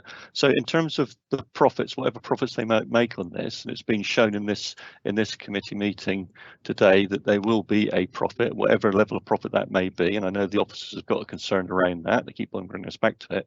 The fact is there will be a profits on description, and because they haven't paid for the land, they do have the option. They're going to have two options at the end of this. If we were to refuse this application, then there's a judicial review, or they get around the table with the landowner and with the officers, the planning officers, and come up with a scheme that would deliver some affordable housing, which is what this authority wants as a whole, and it's what obviously the town council and the residents of Swanage desperately need.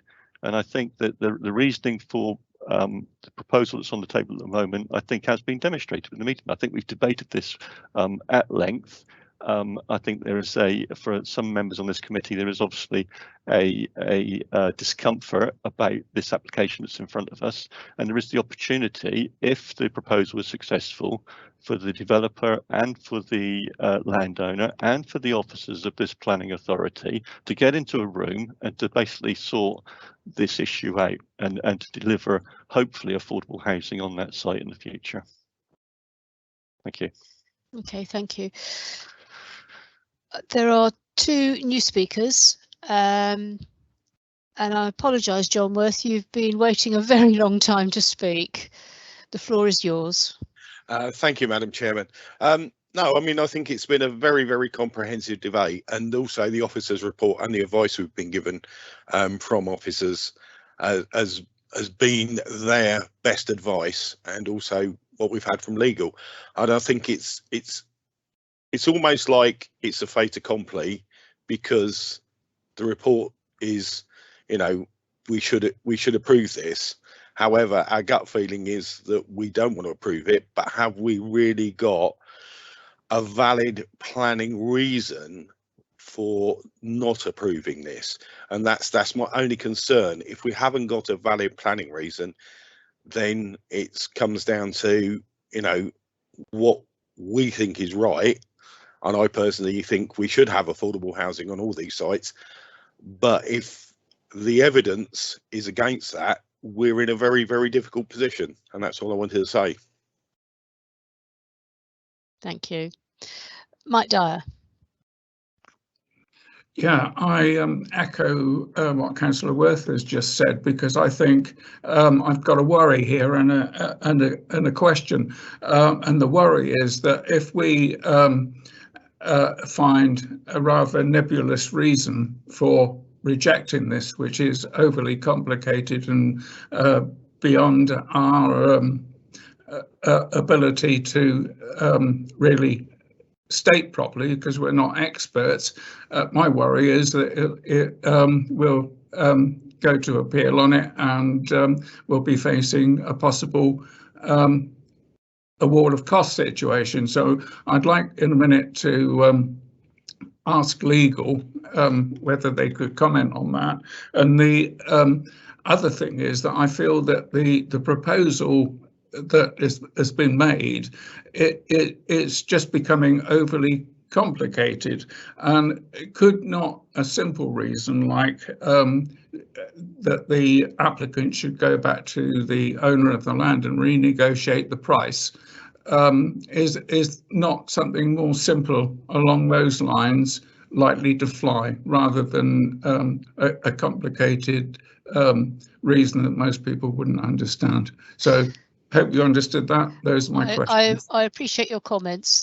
We've already been told by Phil Crowther that there would be no appeal on this because of it's a section 106, and that would, the only route open to the applicant would be to go to judicial review, as it's within 5 years of signing that legal agreement.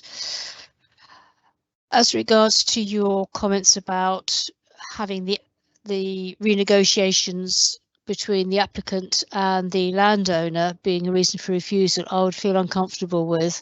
So I'm going to make a suggestion from the chair, which I know I don't normally do, and that is that we defer this application rather than refuse it, to allow officers, the developer and the landowner to have further negotiations on the viability. And one of the other reasons for that, apart from everything that everyone else has said this morning, is a lot has been talked about land value and build costs. Well, we've spent the last 2 years in an unprecedented situation with COVID-19, and we all know that building costs are at an all-time high at the moment. It's going to take the applicant another 2 years probably to get through to the point where they're going to put a spade in the ground and actually start development on the site. Who knows where that spike is going to be in 2 years' time? Things might have settled. So I really do think that we need to go back and have further discussions on the viability. And from the chair, I'm going to propose deferral. Do I have a seconder, please?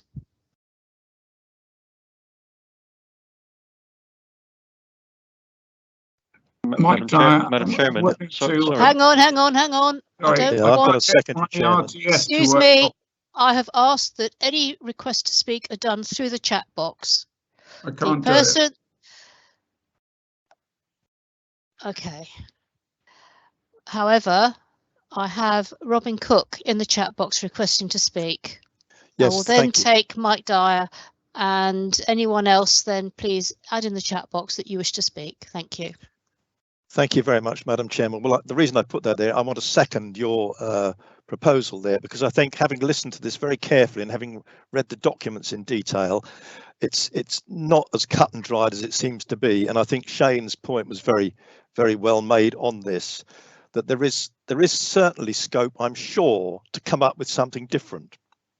I'm sure there is, because to my mind it looks almost too simplistic, and I think it is a bit unfair. We could easily be carried away with emotion and passion on this and say we want this, we expect that. Of course we do, but we have to take what's in front of us. We have to deal with planning law as it is, and I think to just go one way or the other today wouldn't be right. To defer it is giving everybody a chance to have another look at it, to relook at it. If it comes back with the same, so be it. We have another prolonged discussion. But I do think I would support this wholeheartedly. We need to do this. We need to give the developer a chance. Costs have risen, but maybe their management looking forward was not particularly good when they originally agreed to take on this site. Who knows? So let's go back to the drawing board and see what we can get out of it. OK, thank you. Thank you. I have a comment from Shane in the chat that we had a proposal on the table as a point of order, and that first proposal needs to have the opportunity to withdraw. That's fine. However, that proposal was not formally seconded, so it falls. I'm happy to take advice from Phil Crowther.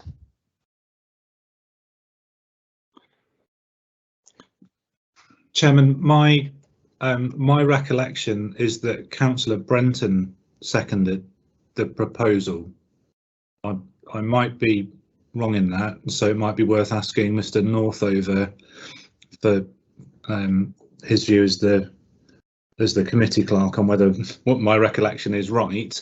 If there was a seconder, then the first proposal stands, and there would need to be a vote on that before there was a vote on your proposal, Chairman. What I would say is that I think my advice after the first proposal was made would stand. I don't think Councillor Took has expanded on the original reasons to an extent which would give us sufficiently robust reasons, and my strong concern, to put it at its lowest, is that the reasons for Councillor Took's proposal would be susceptible. We would be susceptible to a judicial review at the very least, based on inadequate reasons. Thank you, Chairman. Thank you. David Northover. What Mr. Crowther said is my understanding too. Councillor Brenton did say she was prepared to second it, and I think indeed when we came to Councillor Bartlett, he said had Councillor Brenton not seconded it, he would. So that's my understanding as well. Okay. I take those points. My concern is that despite several requests to Councillor Took, that I was not given good planning reasons to support that recommendation, which is why I moved on. So I'm going to come back to you, Phil, please. Can I have a ruling? Thank you, Chairman. I think because we've had a proposer and a seconder, there would need to be a vote on that proposal unless Councillor Took is prepared to withdraw his proposal. But I would say to all members to bear in mind the advice I have given when voting on that proposal, if indeed it still stands. Thank you. Okay, thank you. David Took. Thank you, Chair. If you're looking for further reasons to refuse, NPPF, paragraph 58, it talks about up-to-date policies setting out contributions expected from development planning applications that comply with them should be assumed to be viable. It says, should be assumed to be viable. It's up to the applicant to demonstrate whether particular circumstances justify the need for a viability assessment at the application stage.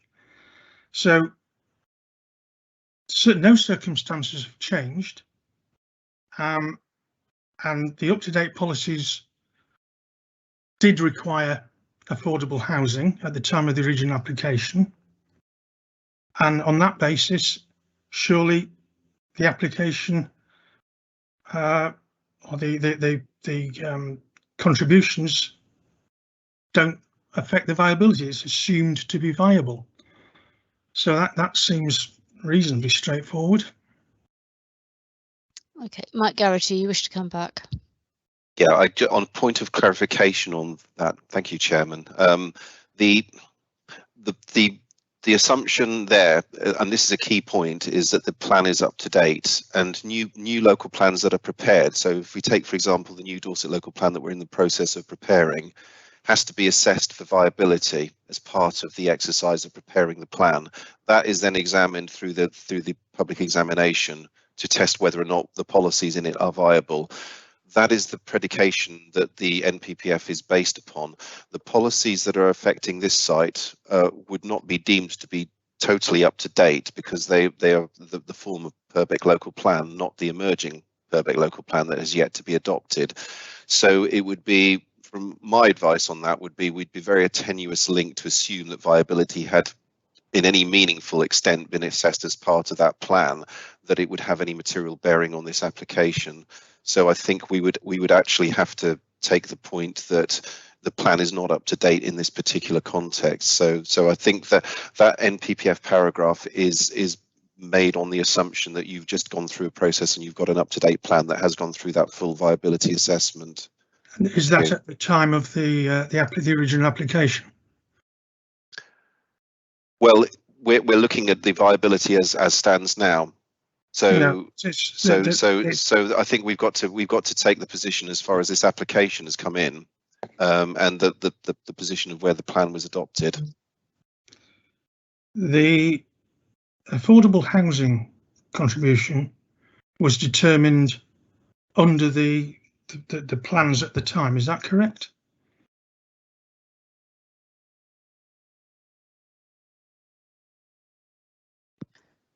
The answer would be yes to that, David. So surely that's planning applications that comply with them should be assumed to be viable. Now, I can understand if circumstances had changed, but nothing's changed. The site is exactly as it was. So I think that assumption of viability should stand. But I'll leave that there. But I don't want to withdraw my proposal. Thank you. Kim.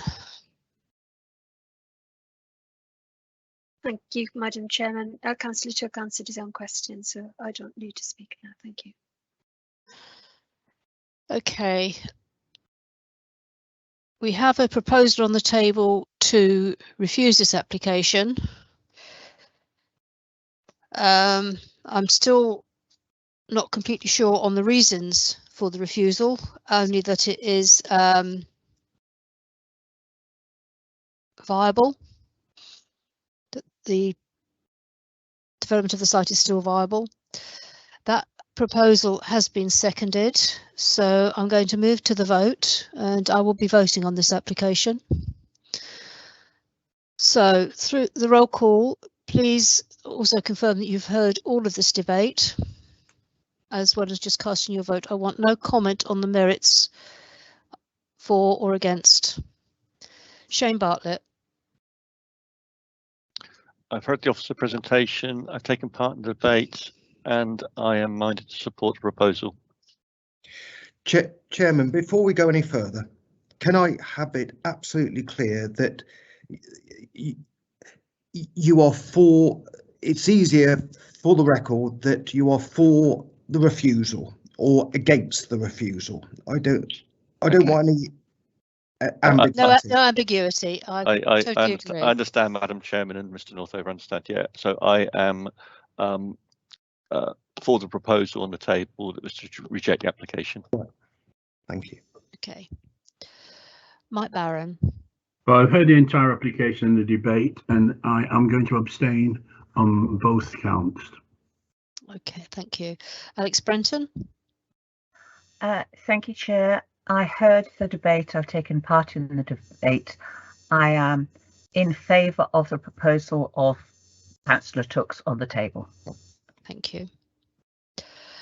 Mike Dyer. I've heard the entire debate, taken part in it, heard all the presentations, and I'm against the proposal that has now been tabled. Thank you. My apologies. Robin Cook, I missed you. That's all right, Chairman. I'm sure you catch up with me in the end. I confirm I have seen the officer's presentation, followed and taken part in the debate, and I'm minded to vote against the proposal on the table.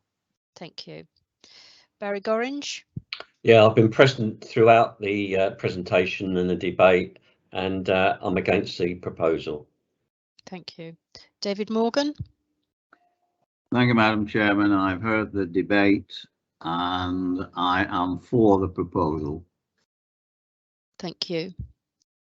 Julie Robinson is not here. David Took. I vote in favour of the proposal. I've been present throughout and taken part in the debate. Thank you. Thank you. And John Worth, sorry, Bill Trite is unable to vote on the matter. John Worth. Yes, I've listened to the report and the debate, taken part in the debate, and I'm against the proposal. Okay. And I have said that I will vote on this one, and I also vote against the proposal on the table. Okay. So, David Northover, the result of the voting, please. 6 against the proposal on the table, 3 for the proposal on the table, and 1 abstention. Okay. I'm going to challenge that because I have Shane Bartlett, Alex Brenton, David Morgan and David Took as voting in support of the proposal. Madam Chairman, I'd corroborate that. I think I had 5 for, 4 against, and 1 abstention. My apologies. So, to confirm, David, I know it's been a long debate on this one. No, you are absolutely right. Let's be absolutely clear here.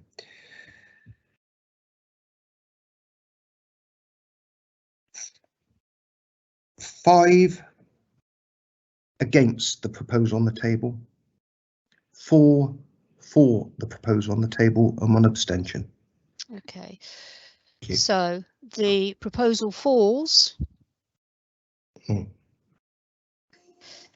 So members, I previously proposed from the chair that we defer this item for all the reasons that everybody has mentioned during the debate about the affordable housing, the build costs, the abnormal costs, the viability.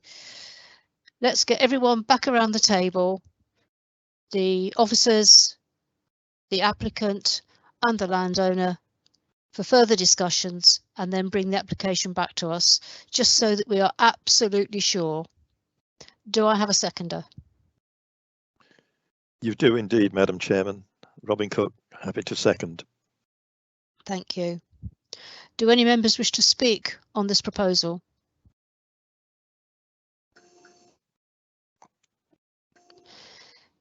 In that case, I will put it directly to the vote, that we vote to defer this application for further discussions and then have it come back to us.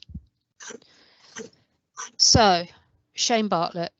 Thank you, Madam Chairman. I've heard the officer's presentation. I've taken part fully in the debate, and I'm happy to support the proposal on the table.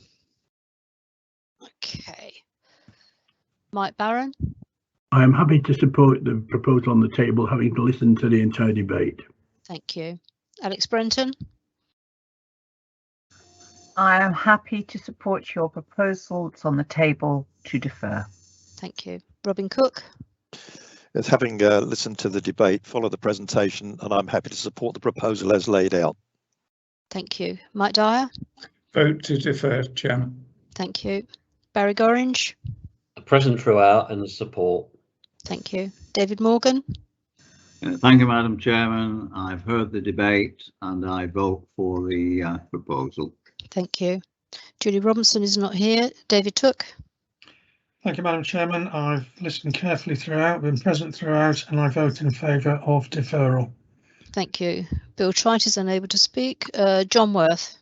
I've been present throughout, listened to debate, and I'm supporting the proposal to defer.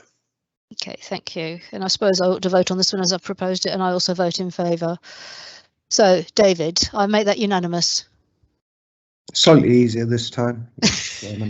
Unanimous. Yeah. Thank you, everybody. I realise it's been quite a Madam marathon. Chairman. Mike Garrity. Yes, we need to. That's a minded decision to defer. So I need to come to you to make the delegated decision, please. Thank you, Madam Chairman. Yes, I've listened to the debate and heard all of the presentation, and I can confirm that the decision will be taken in line with the committee's minded to decision. Thank you. Thank you. So just for clarification, this item has been deferred and we will see it again at some point. Thank you all very much for a very, very full debate on this one. Right, we need to move on.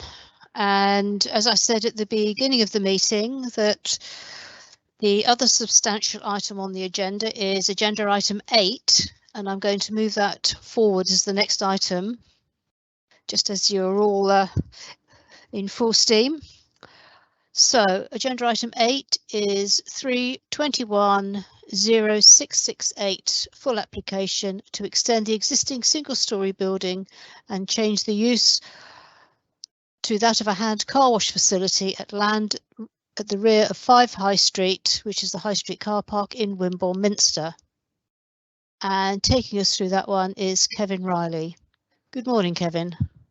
Good morning, Madam Chairman. Good morning, members. I will just share my screen so you can see my presentation.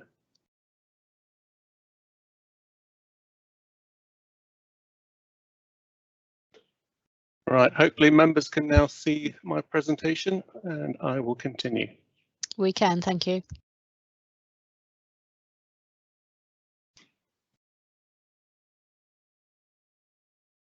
The application before you is to extend a single-storey building to the rear of number 5 The High Street in Wimborne and to change its use to that of a hand car wash facility.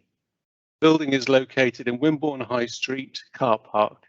By way of an update, further comment has been received from Wimborne Town Council and also from a representative of the Wimborne Residents Action Group after the committee report had been published.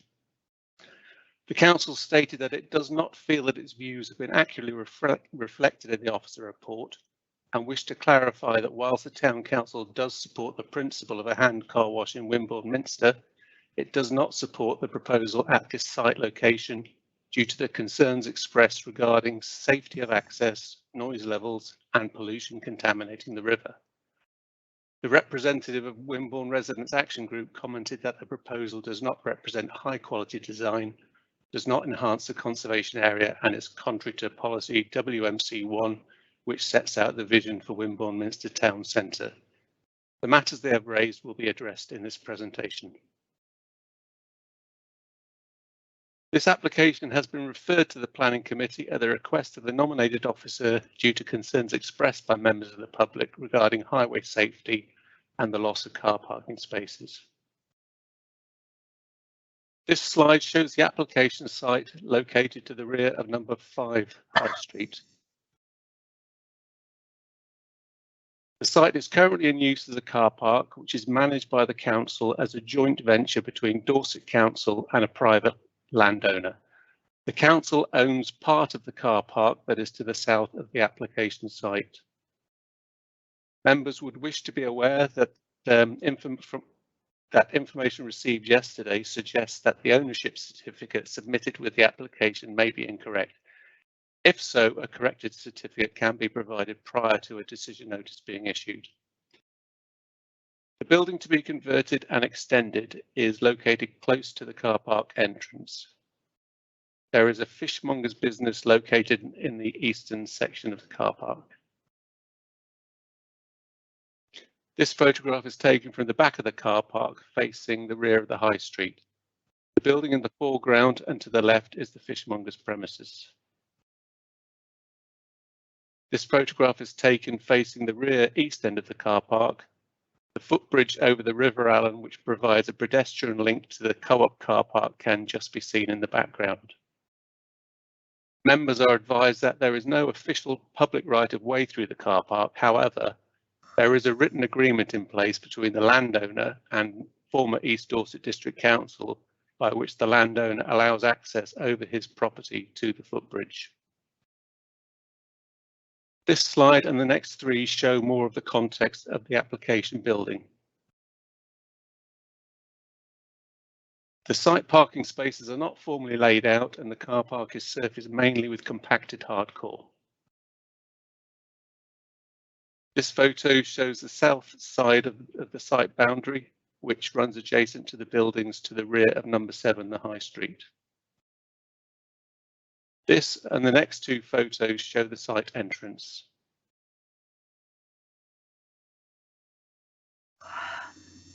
Here you can see the junction of the car park entrance with the High Street.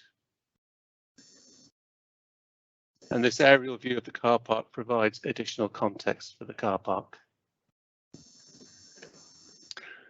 The proposed site plan shows the site access shaded in grey. This higher resolution site plan shows the floor plan of the car wash building extended as proposed.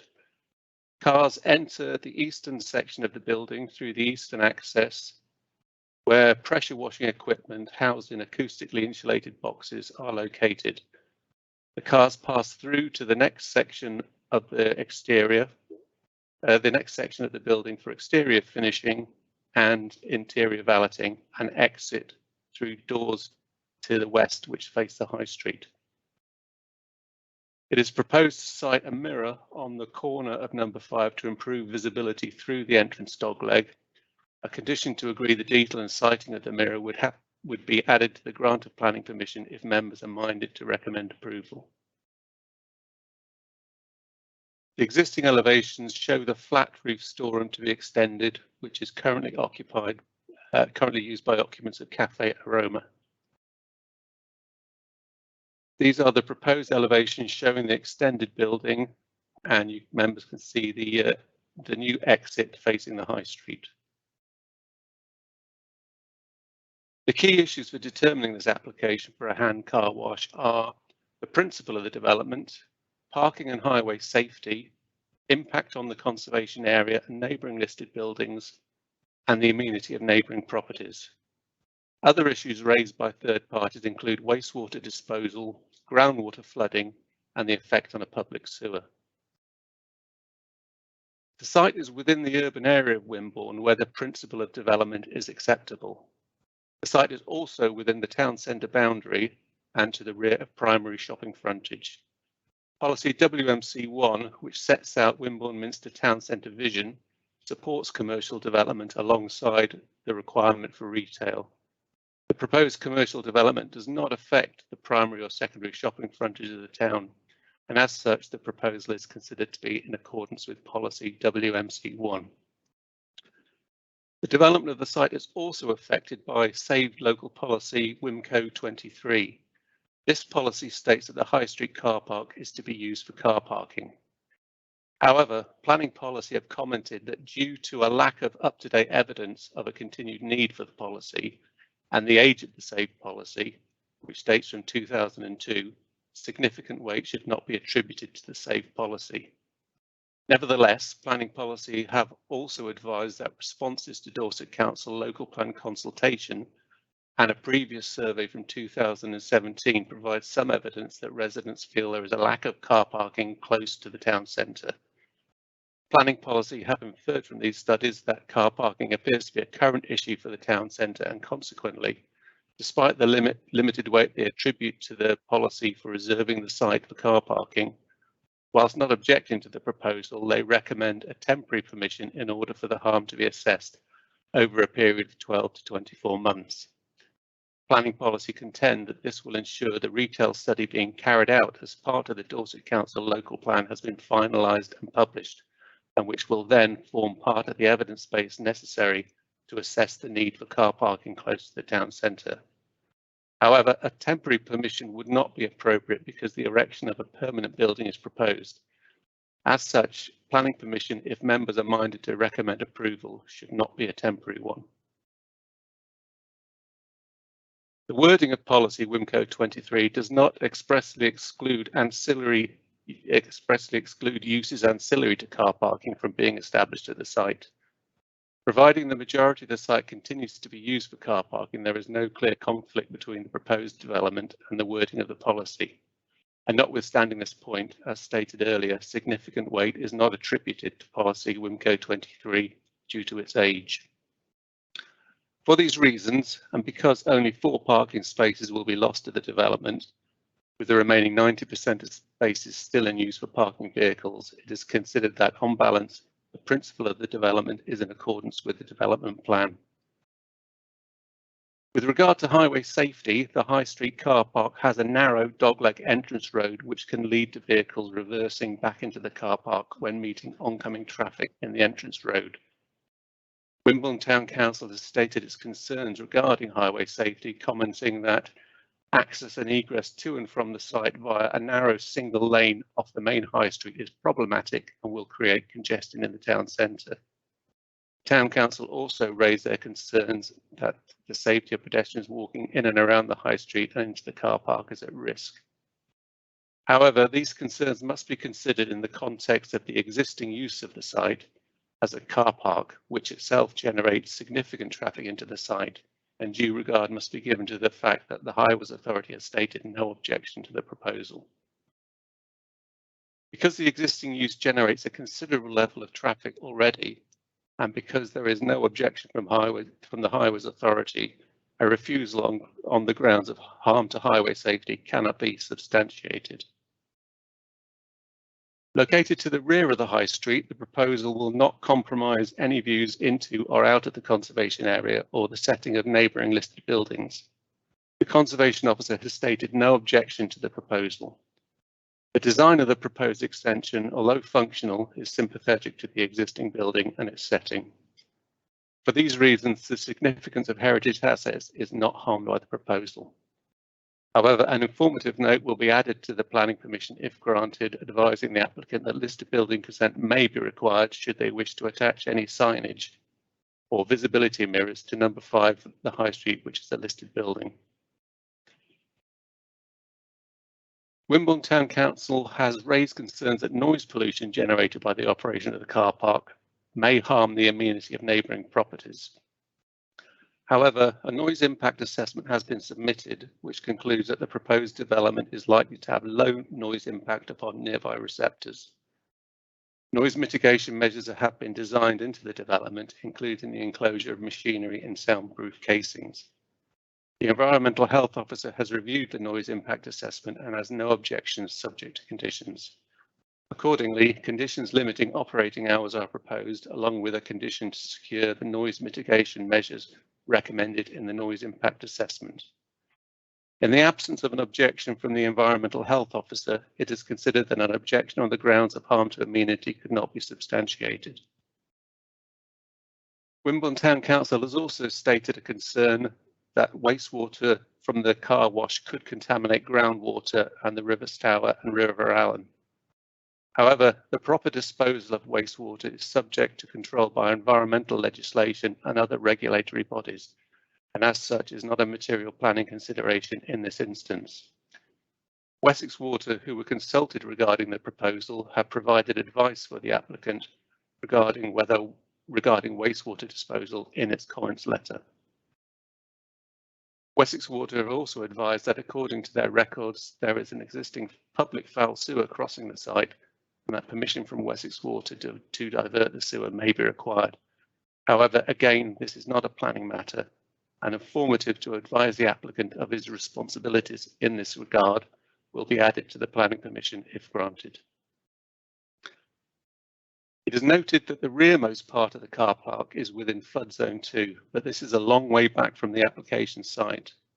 Nevertheless, concerns have been raised that the proposal will lead to increased surface water runoff and greater flood risk. Surface water runoff from the extended buildings must be disposed of via the SUDS hierarchy and will be subject to building regulations. Subject to compliance with building regulations, the proposal will not increase surface water flows or increase risk of sewer flooding and pollution. In summary, for the reasons stated in this report, the principle of the development is considered to be in accordance with SAVE policy WIMCO 23. The proposed hand car wash will not have a significant impact on highway safety. The proposal will not harm the historic significance of Wimborne Conservation Area or nearby listed buildings. The proposal will not cause significant harm to the amenity of neighbouring development in terms of noise and disturbance. No material conflicts with the development plan for the area have been identified which would warrant refusal of this application. And as such, the presumption in favour of sustainable development under paragraph 11 of the NPPF applies, and the application is recommended for approval. By way of an update to the stated conditions and informative notes, an additional condition would be added to the permission if granted, that the proposed development should not be brought into use unless and until details and siting of the visibility mirror have been agreed by the council. That concludes my presentation, Madam Chairman. Thank you very much, sir. I'm just making a note of the extra condition.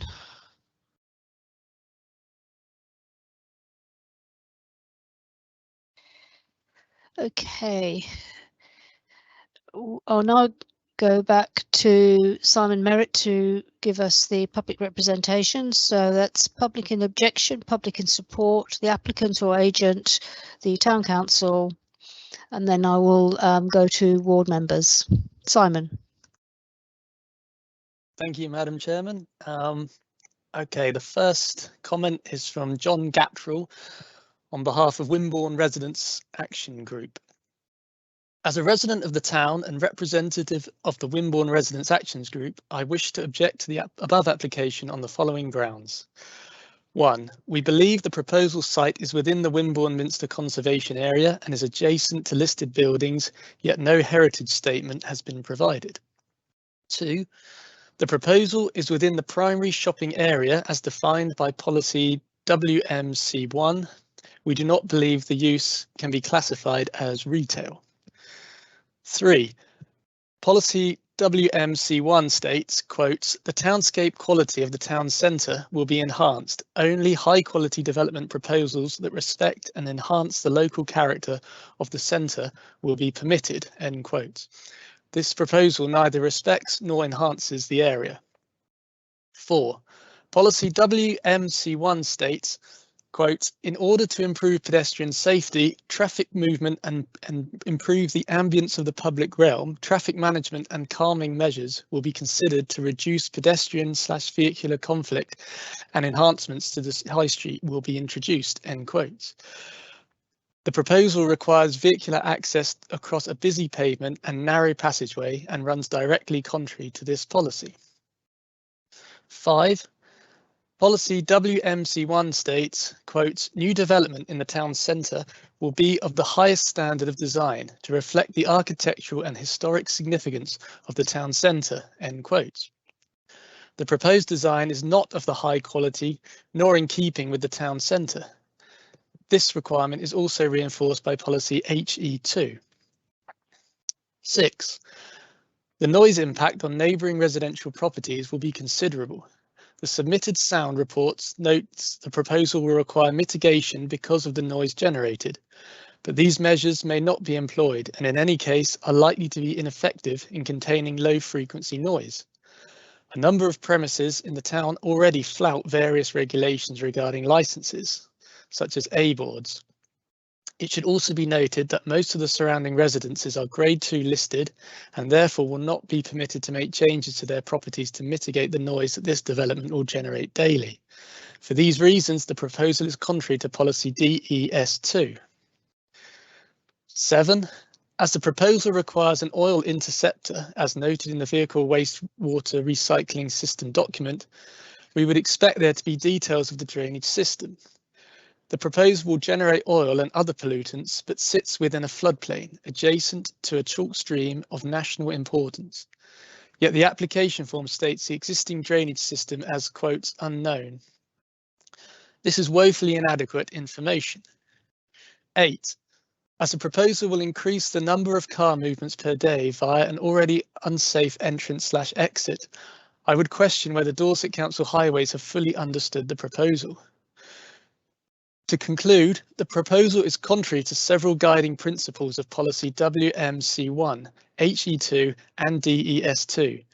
There is insufficient information to guarantee that there will not be an environmental catastrophe. For these reasons, the application should be rejected. Okay, I have now a comment from Rumen Valev. I fully support this application for the reasons below. Wimborne has not got any hand wash facility businesses and Wimborne citizens need that service. Location is already a car park and has traffic, and a slight increase of the traffic won't create a problem. That the business request has completed all legal and technical requirements. I believe Wimborne residents should be served with high-end services and applications. Wimborne needs changes in a positive way, and this business enterprise will be one of them. I believe this will bring more attraction to town centre people who will enjoy their food and drink when their cars are being washed and will be going home happy with shining cars. Hope this can be granted and will be serving Wimborne for years. Now a comment from James Kane from Planning Base Limited, the planning consultant and the agent. I have read the officer's report and agree wholly with the contents of it. This proposal should be approved and we have followed to the letter the appropriate planning guidance. I have experience of appeal hearings concerning car washes in urban areas and I have won costs against local authorities on the subject. See PINS Refs 3013850 and 3193984, for example. In this application at the rear of 5 High Street, we undertook pre-application consultation with the Conservation Officer and Highways Authority and have been meticulous in terms of satisfying the necessary issues with regards to access, noise and conservation. We have provided professional reports from outside consultants where necessary, and the scheme has been produced by a local RIBA practice. There are consequently no objections from the various statutory consultees, and that is testament to the robustness of this application. As your officer concludes, there are no grounds to refuse this application and the applicant will comply fully with the proposed conditions set out. He is eager to start in 2022 and create employment in the town. This will bring into being a much needed facility for the town of Wimborne and will save on numbers of car journeys by locating a car wash in the town centre with an existing car park. It is the epitome of sustainability and accessibility, as the car drivers of Wimborne won't have to travel to have their vehicles cleaned.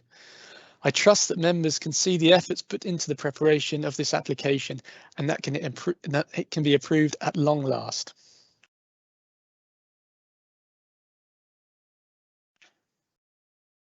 These are the comments I have for this application.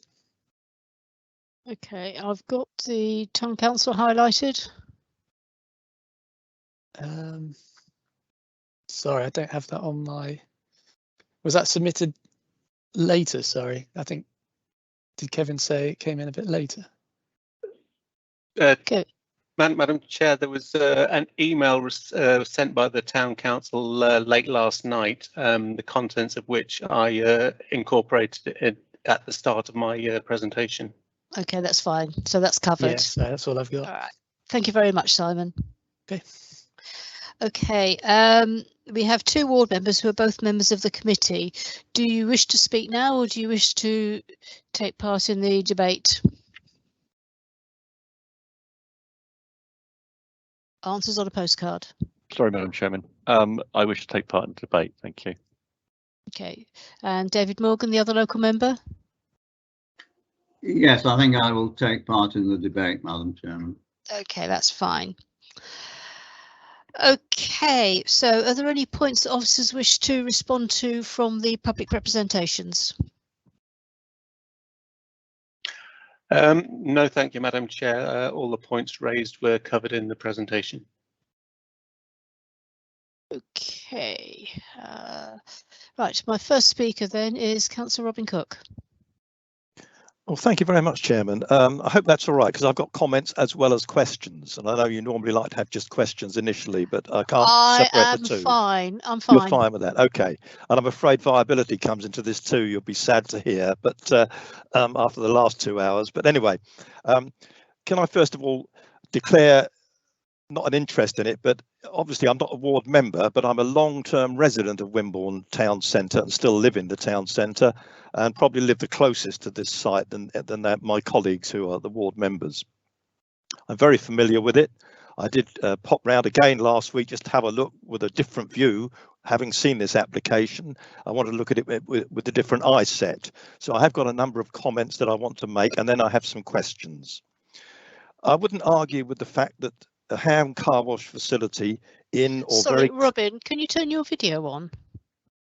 I'm sure that the public would like to see you. Yes, I do apologise. I'm sorry, I'm multitasking here. My apologies. There can't be any doubt that a hand car wash facility in or very close to the town would be very, very popular. The closest alternatives, I believe, we've either got to go to Poole or to Ferndown. But this is where the fundamental problem lies, and I wish not to criticise my highways colleagues, but in this case, I'm afraid I have to say I think they've got it badly wrong, because the access is likely to cause a major issue here, together with other problems within the car park itself, which I'll come on to in a minute. If you note in paragraph 1507 on page 105, the highways response states it's considered that the use of a part of the car park as a car wash will not significantly increase the number of vehicles using the site access, and consequently highway safety will not be significantly harmed. So if it's not likely to see a marked increase in vehicle numbers, would that not be an issue for the project to be viable? Whilst that aspect of the application is not a material consideration, but I note the employment numbers are 4 full-time equivalents, I'm certain the operator would expect a steady flow of vehicles throughout the trading day, which is likely to increase the problems already around the already difficult access. The area in the high street around the entrance stroke exit, which you've seen in the slides, I don't know whether you want to put that slide back up, Kevin, the one, I haven't got the number, I'm afraid, the one where you're looking at it from the high street. If we could go to that one where you've got the view, looking at it, that the longer version of that shot, if you could, the longer version of that high street shot. Apologies for this, but I should have got the number. That's it. So there you can see, perhaps in a better context, the narrowness of the access, and obviously in your sight line there is part of the building which will be part of the car wash facility. But one side you see McCall's, which is a post office. The other side is, at the moment it says Scrivens, but that's an old photograph, because that will be an extension to an existing cafe, which is already very, very popular, and it has outdoor seating. So consequently, that area of the town is likely to become much more busy with pedestrians.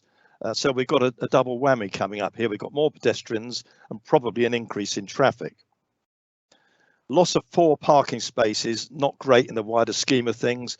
It does concern me, because as a responsible authority, we should, I think, be prioritising extra spaces. And I note in the report there's a study being made about car parking within the town centre, and it was not appropriate that this application be put in as a temporary one until that study is completed. My thought was that maybe the applicant should wait until the study is completed before they put their application in. Then we might have a better picture of where we are. The chalk streams have been mentioned. Nobody mentioned the River Wym. They mentioned the River Stour and the River Allen, but the River Wym, and I believe there's a figure of 20 metres distance from watercourses. When you go to that site, you'll see, and I didn't measure it out, but I say it's probably fairly close to 20 metres from where the application is likely to be, and that's the River Wym, which is a tributary of the River Allen. So that's another consideration which maybe wasn't mentioned in the report. We've got a climate and ecological emergency at Dorset Council. I don't think this application sits well with that. It's likely to see an increase in town centre traffic and the added pollution that's likely to bring. It's also questionable, I noticed in one of the comments, as to whether this would be of benefit to the overall economics of the town businesses, as it's likely that much of the additional traffic will be just using the wash facility, because it is a drive-through wash. It's not a wash where you leave your car, as I understand it, and go off and do your shopping. You drive through, so you enter it and you leave it. So my questions are, if I may, Chairman, now come on to questions. There are 4 of them. What mitigation has been put in place to avoid conflict between motorists wishing to enter and leave a particular parking bay and those queuing or waiting to enter the facility? What mitigation has been put in place to reduce conflict between pedestrians, who quite a large number use that area, and the additional vehicle movements that can be expected? Third one is, how much of the surface will be made good? Because I know it's under separate ownerships, but the condition of that car park is pretty poor, and the closer you get to the supermarket and the bridge end, it's even worse, and it holds surface water. So I would like to know how much of the surface is going to be made good. And finally, there doesn't seem to be much in the way of employee welfare facilities, apart from just a WC in there. So what are the employee welfare facilities? So those are my questions, Madam Chairman. Thank you. That's a goodly set of questions.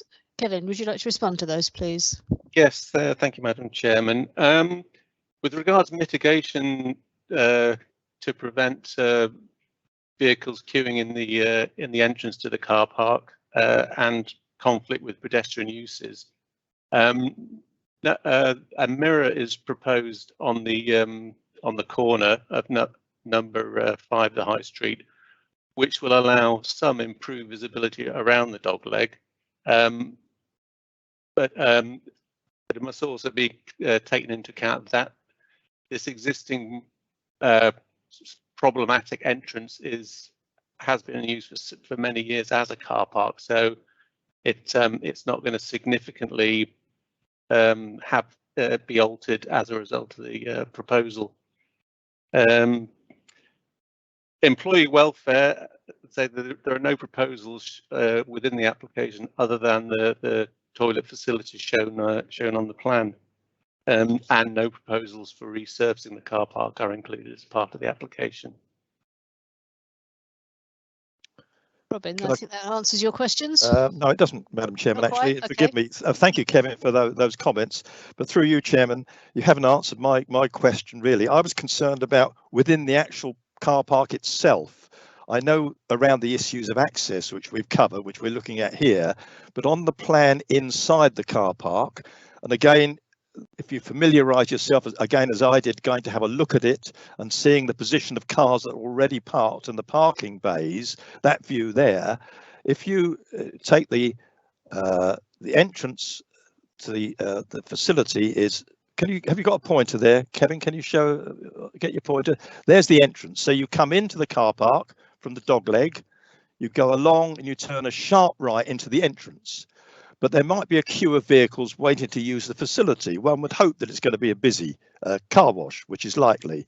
But opposite there, just opposite there, you've got cars parked, wanting to come and go. Some will reverse in, some will drive in. So you may have traffic queued, waiting to get into the car wash, but you may also have traffic wanting to get out of its parking bays and into its parking bays. When I looked at it with that eye last week, I thought, well, how's this going to happen? Particularly with the size of some of the cars that we see on the road today, the amount of room is going to be so limited. I can see quite a lot of conflict between motorists wanting to utilise the car park parking bays within the site and motorists wanted to queue up and wait for the car wash. And of course, once you're in there, it's very difficult. You can't just turn and go out. You've got to go right to the far end. If you want to change your mind and not use the car wash, you've got to pull out of the lane, drive up to the end near the fish stall, do a turn where it's a larger area, turning circle, and back out again. So it's almost contrived, this, I'm afraid to say.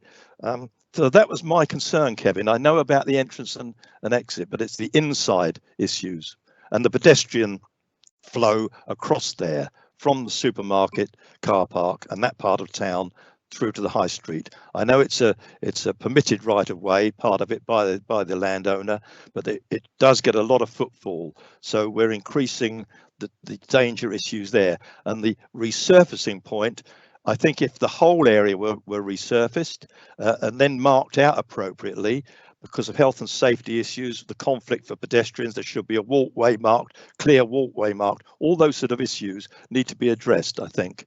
Sorry, I've got on a bit, but I don't know, is there anything you want to come back to me on with that? Well, just to add that, so we've got, as I'm sure you know, we've got to have to look at the application that's before us, and there is no proposal to resurface the car park.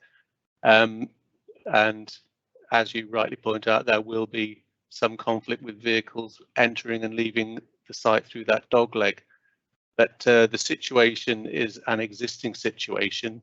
The loss of some car parking spaces will reduce the use of the car park for with that regard, and there's likely to be a corresponding increase in usage of the car wash. Well, of course, figures and numbers can't be known at this stage. All right, Chairman, I'll leave it there. You know, I'm not entirely happy with what I'm trying to say. Maybe it hasn't come over particularly well, but I'll leave it there. Maybe reserve the right to come back later if necessary. Thank you. Okay, thank you. My next speaker is Shane Bartlett.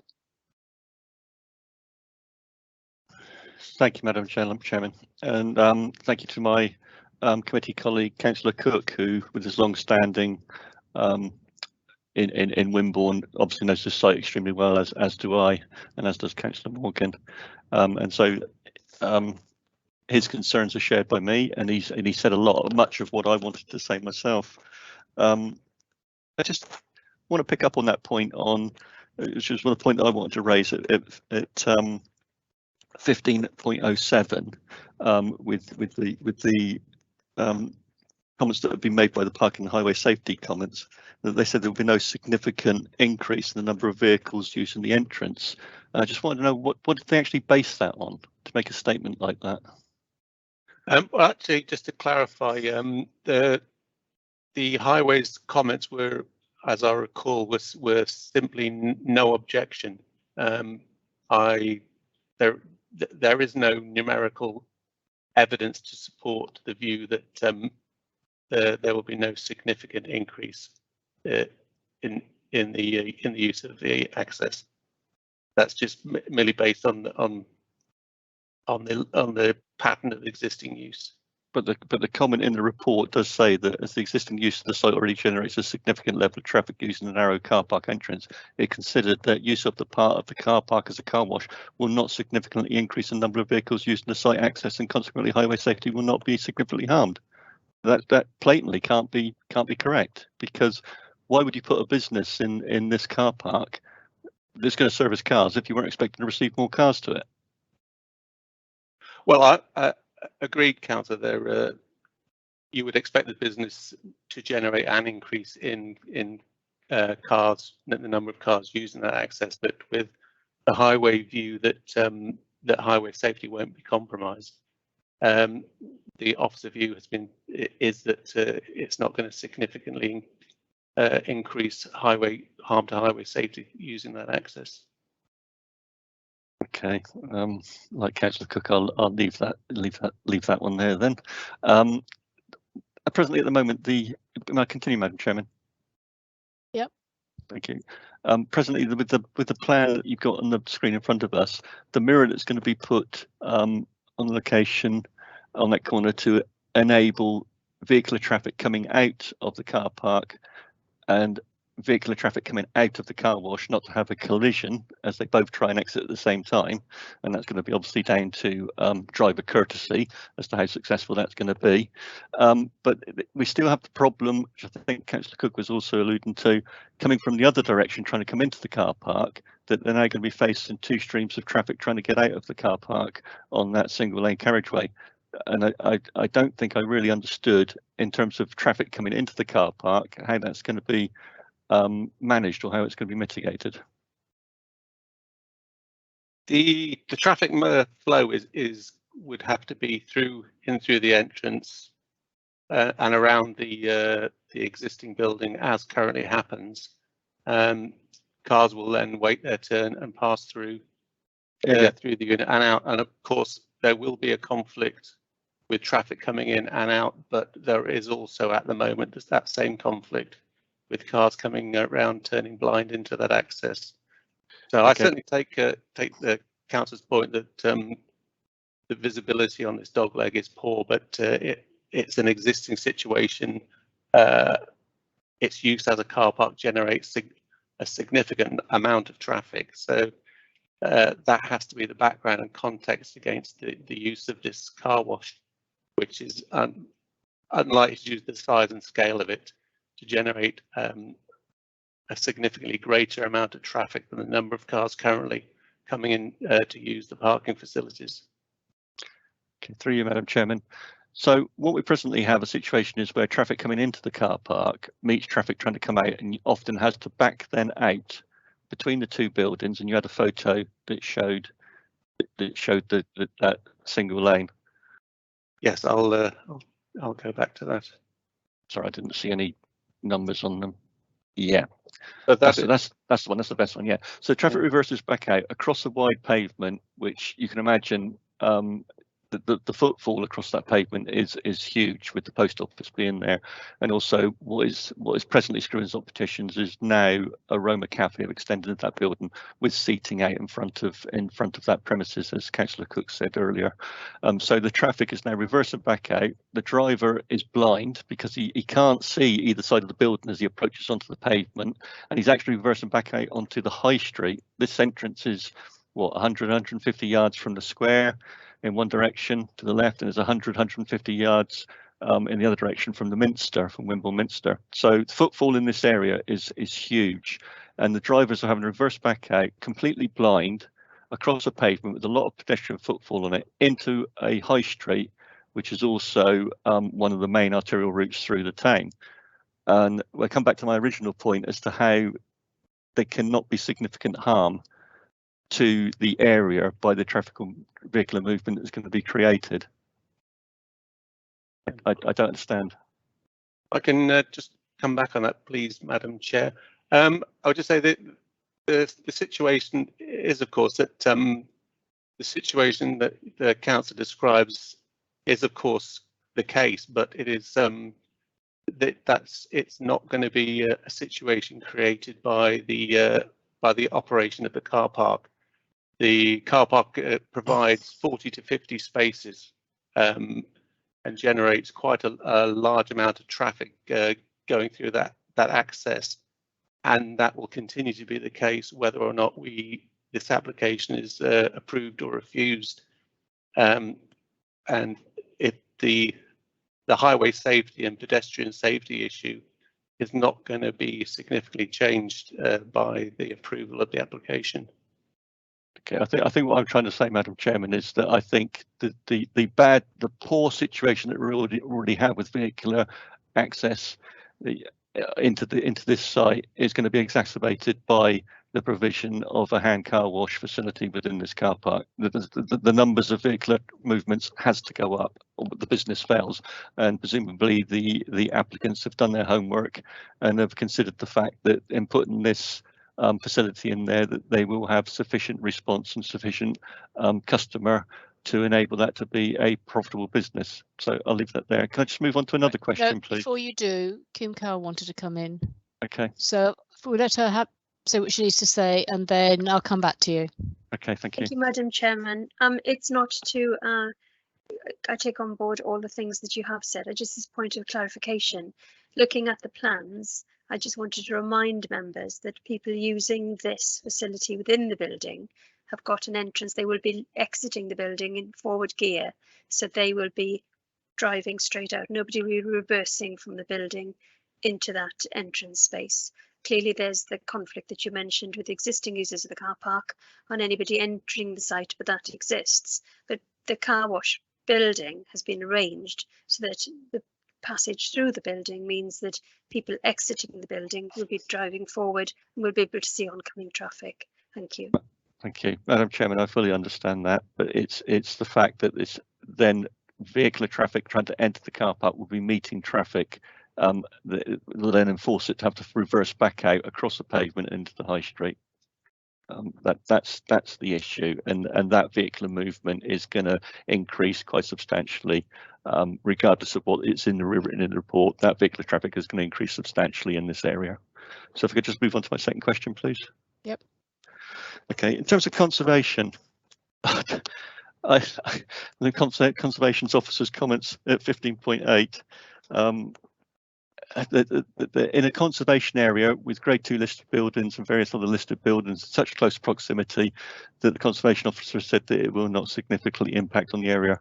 We've got agenda item 11 coming before us, an issue about conservation. Now, when we look at this photograph that's on the screen in front of us now, could I have an understanding from the officers, please, as from a line of sight, while it's not the most pleasant of buildings as it stands at the moment as we look at it, the intended building that's to be used as a car wash, when that is converted to be used as a car wash and the pressure washers going in, there's a direct line of sight from the high street with grade 2 listed buildings, with the Minster 100 yards away, with the square and its plague pits 100 yards away. How can that not be a significant harm to a conservation area? If I could just come back on that, please, Madam Chair. The conservation officer is of the view that because the proposed works are pretty much completely hidden by surrounding buildings, which are low value and little heritage interest at the back of the car park, the IMCHI has no concerns that it'll have any impact on heritage assets. And the current view down this entranceway is of a very poor quality building that has a negative impact on the conservation area, and as such, altering that wall to a car wash access is not going to significantly change its impact on the conservation area or the neighbouring listed buildings. Madam Chairman, through you, it's not the fact that this building is tucked away behind buildings conservation area. It's not. It's in direct line of sight from the high street.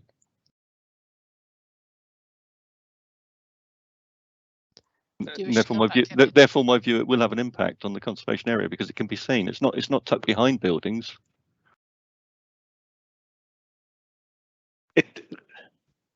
So can I just come back on that, please, Madam Chair?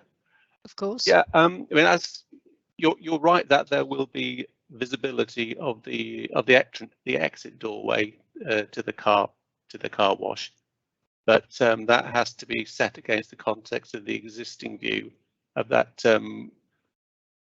poor quality wall, which adds nothing to the heritage value of the conservation area, with cluttered signs. The conservation officer is of the view, which I share, that altering that view to one whereby there's an exit door to a car wash will not significantly change its impact on the conservation area. The fact that it can be seen in itself is not evidence of harm. Madam Chairman, I'll give way to others. You've got others that are requesting to speak, and I'll reserve my right to come back later. Thank you. Okay, thank you. I'll move on to David Morgan, please.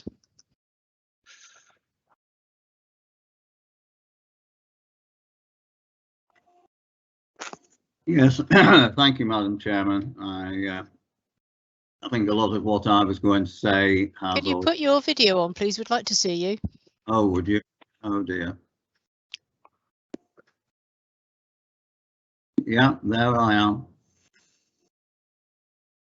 You can see me now. Yeah, I think a lot of what I was going to say has already been said by Councillor Cook and Councillor Bartlett. I think the photograph we've got there just about describes how dangerous it is. The reason we haven't had accidents in the past is that because you have to go so slowly over the pavement and the public gives way, is the reason that to date, as far as I know, in the last few years, we've not had an accident. The fact now is actually made worse by the fact that when you come up, what you will see is a car trying to come out, and the last thing as a driver you would want to do is to reverse back down that alleyway and back across the pavement, because you wouldn't see any pedestrians coming either way, and I can envisage that there would be an accident with a car reversing out there. Whether we need a hand car wash in Wimborne is debatable. It would be good. I would say and state that for the reasons that are given, that is not probably the place that where a hand wash would be required. I think that building really, if that building was demolished and you had a clearer entrance into the car park, it would be a lot better. Other questions have been raised by the Town Council. The car park does flood. There are potholes in it. So the fact that you are coming out front ways might not, if it has to happen, might not be bad, because otherwise you'd be driving your car out through all the muddy puddles. You might need to clean it again when you got home. There is concern about the runoff of the water across that car park into the river, and I think that is a concern about polluting the river. I know the sewer doesn't come into the planning application, but it's there and it would have to be altered.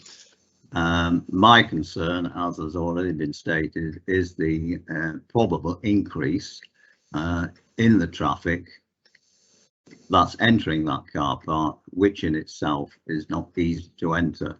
At the moment, if you met a car coming round that dog leg, the car coming out would reverse back, because the person coming in certainly wouldn't want to reverse back out again. So you've got that conflict there. So I'll leave it there, Madam Chairman. A lot of what has been said, I don't want to repeat, but that's my particular view, having lived in the town for many, many years. Thank you. Thank you. I've just been advised by our team behind the scenes that unfortunately we haven't been able to see your video. It's just been coming up as a blank square, but never mind. Your words were enough. My next speaker is, where am I? David Took. Thank you, Madam Chairman. And just to say, I saw Councillor Morgan quite clearly. Could we display the slide that shows the car park and the car wash in context? There was a plan that showed the whole extent of the car park. Thank you. Where is the entrance to that car park currently? Is that narrow entrance, or is there another one? There is only one vehicle entrance to the car park, Councillor, through from the high street there. Okay, and to get through the car wash, you'd have to come in through that narrow entrance, go around the dog leg, and then do a right turn into that entrance, and then move through and come back out. Is that right? That's correct. Although this plan isn't showing the extended building, I could move to another. Okay. Fine. Yes, please do.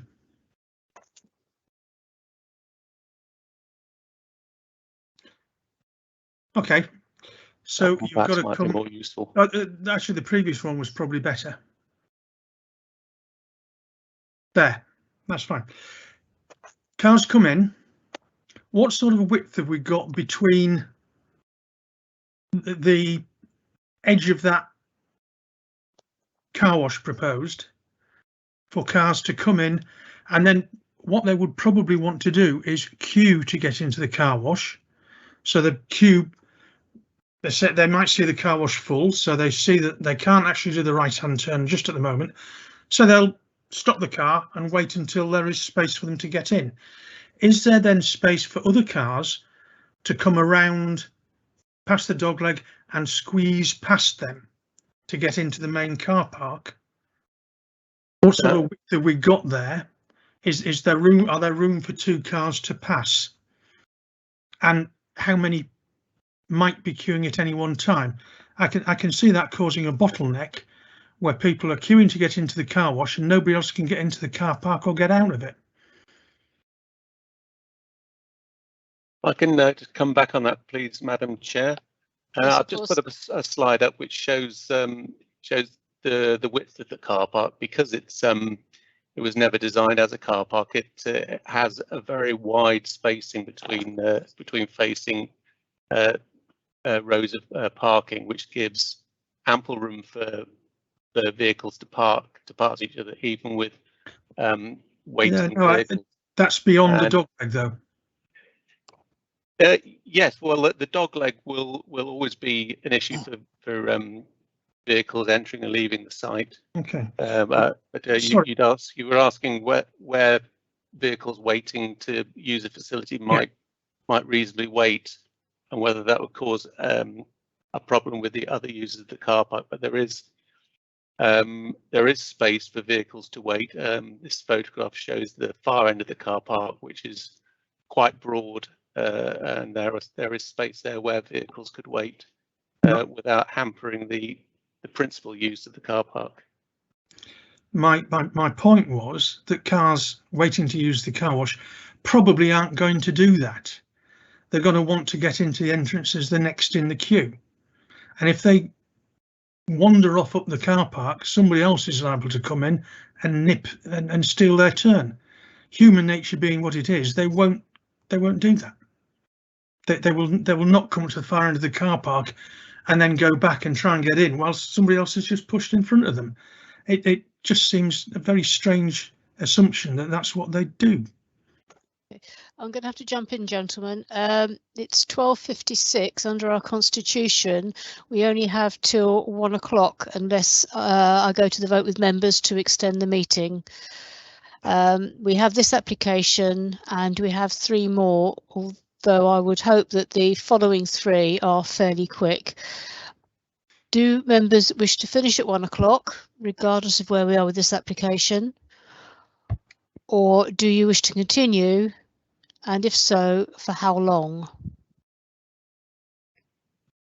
Madam Chairman, could I propose that we suspend standing orders and continue for another hour? Can I second that? Yeah. Are members happy with that? Is there any dissent? Lovely. In that case, we will go on till 2 o'clock, but I hope we'll finish way before then. Thank you all very much. Sorry to have interrupted the comments on this application, and I hope you haven't lost your train of thought. David, is there anything else you wish to say on this? No, I'm just thinking if we go back to that plan that shows that I can see cars coming up, putting their nose. They don't know if there's anybody in the car wash. They'll put the nose of the car towards it. What are they going to do? What they're going to do is they're going to stop and wait their turn to go in. And I don't think they're going to go up to the far end of the car park, turn around and head. If they headed back and so their nose was pointing the right direction to get in, they'd still form an obstruction to that rather narrow entrance. Okay. So so if they're parked somewhere close, I can see a huge traffic jam building here because of people queuing to get into the car wash. Okay. And that's my question is what is the width? Is there room for anyone to park really close, ready to get into the car park, ready to get into the car wash, and for other cars to then get past them? That was my point, not the width of it 100 yards away. Have you got a quick answer to that, Kevin? Yeah, if I could just come back to yes, please, Madam Chair. Just that the application site just does show that there is. I'm just showing that this one that has the red line on because the proposed site plan doesn't show it. There is space for waiting vehicles to pull in and wait, and obviously it's for the operators of the car park to come up with a system of managing how the queues will be dealt with. Okay, I'm going to pass to Kim, right, please.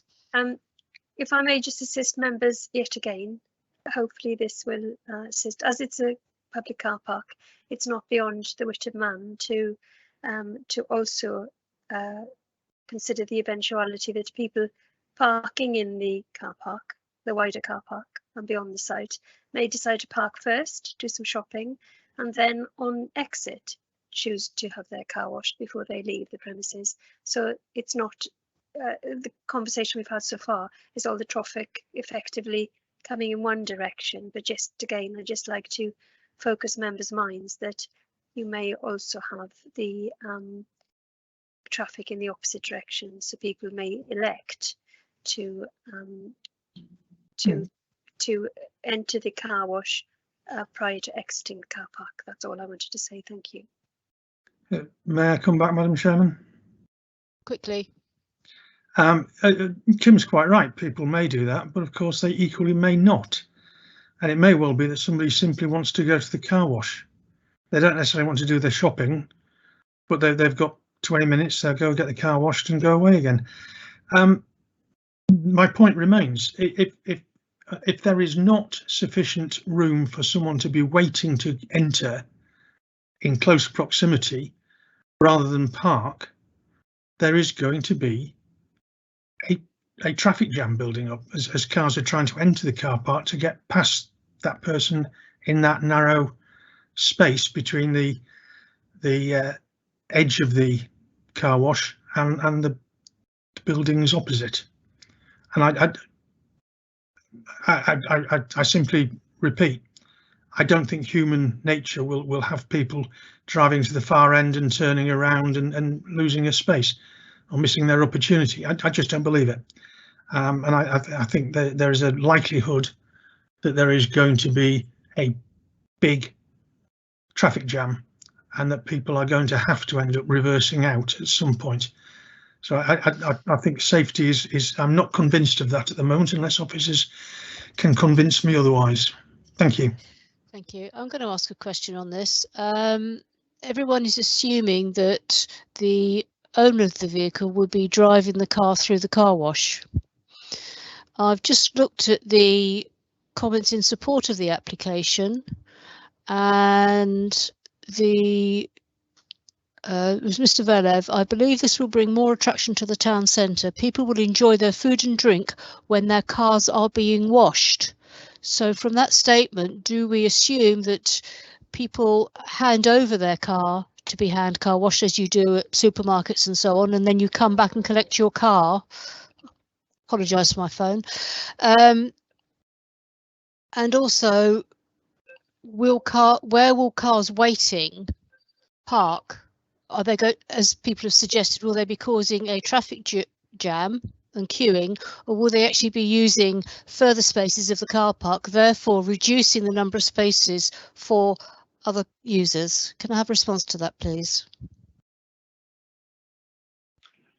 Yes, if I could just come back on that, Madam Chair. The operation of the car park, as you point out, in kind car washes it's quite typical for a mixed operation to involve where people will drive their car through the car wash facility, or as in many garden centres and car parks and supermarket car parks, the keys are left with the operator of the car park, and the car is driven to the car wash and collected at a later date.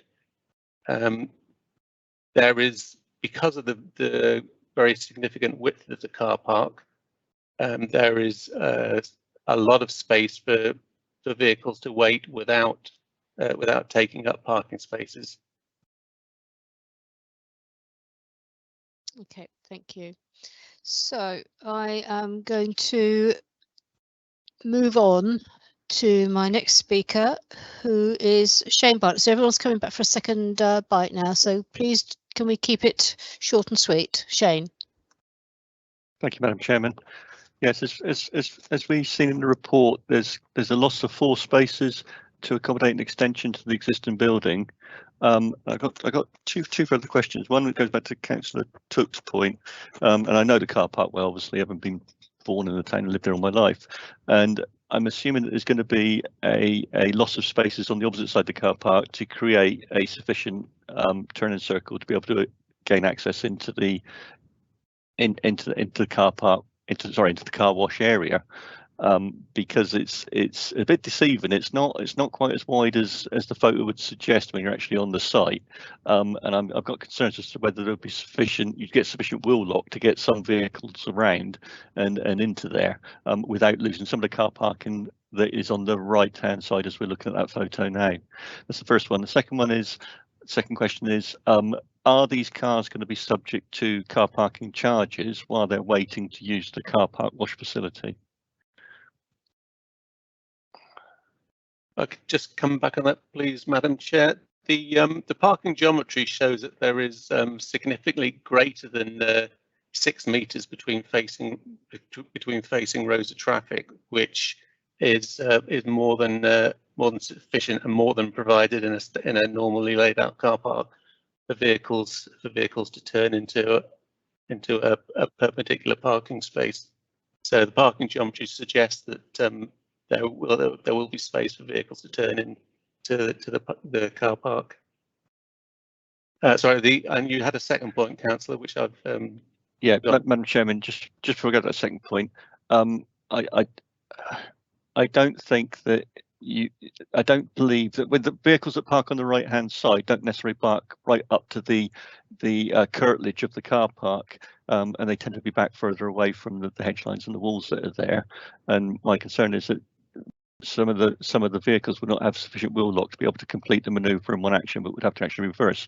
Now, as we've already stated, there is a footpath, there is it's not a right of way, there is a permissible way, I think it was, across this car park. So because this is a shortcut from the Crown Mead shopping complex to the high street and into the square, there's a significant amount of pedestrian footfall across this car park.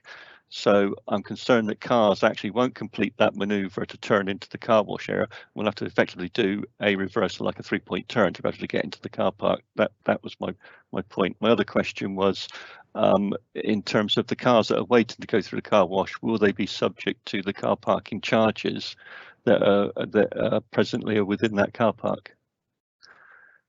That, Councillor, that would have to be a matter between the council and the operating the park and the landowners.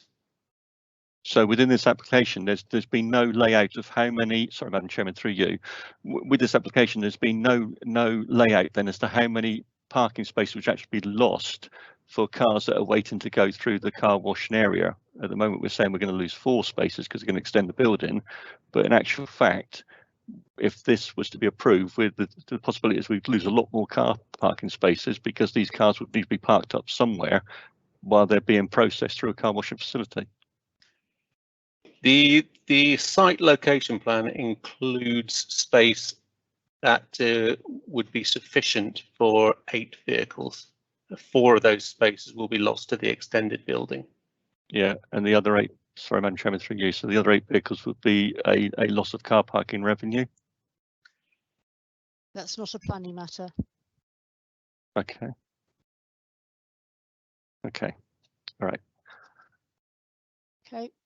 Yeah, thank you, Madam Chairman. All right, I'm going to move on to my next speaker, and that's Robin Cook. Thank you, Madam Chairman. I'm sorry, but I'm getting more and more confused by this because members are obviously latching onto this point that I made quite strongly, I think, in my original comments. I'm trying to get to grips with what was said just now about this. They may valet it for you and you can go off and do your shopping. Okay, fine. I turn up with my car. I say, valet that for me. Fine. I go off and probably find it takes what, 15, 20 minutes, maybe half an hour to valet the car. The way that they do it there, probably. I might just be able to nip round the corner and get a coffee and the sandwich, possibly. What do they do with my car? Where does it go if they finished it and I'm not back? Where does it actually go? Can somebody tell me that if that happens? Because I think the idea is actually you don't leave the site, you actually sit in the waiting area. If you look at the plan, it's where the staff or the lack of staff facilities are. There's some seating for customers. And I think once it's done, you're there, you get your keys and you drive off. If I'm not there, I want to know where my car would go from that car wash, because the only way you can go is out onto the high street. To get back in there, you've got to go a fairly long circuitous route around the town to get back in there. So I can't quite see that being a point. And I am also still very concerned. David Tooks made the point, Shane Bartlett's made the point, Councillor Morgan, about this space. That photograph that we're looking at now doesn't do it justice. If you're actually there, the traffic queuing has to do it to go into the car wash, enter the car, has to do a sharp right to enter the car wash.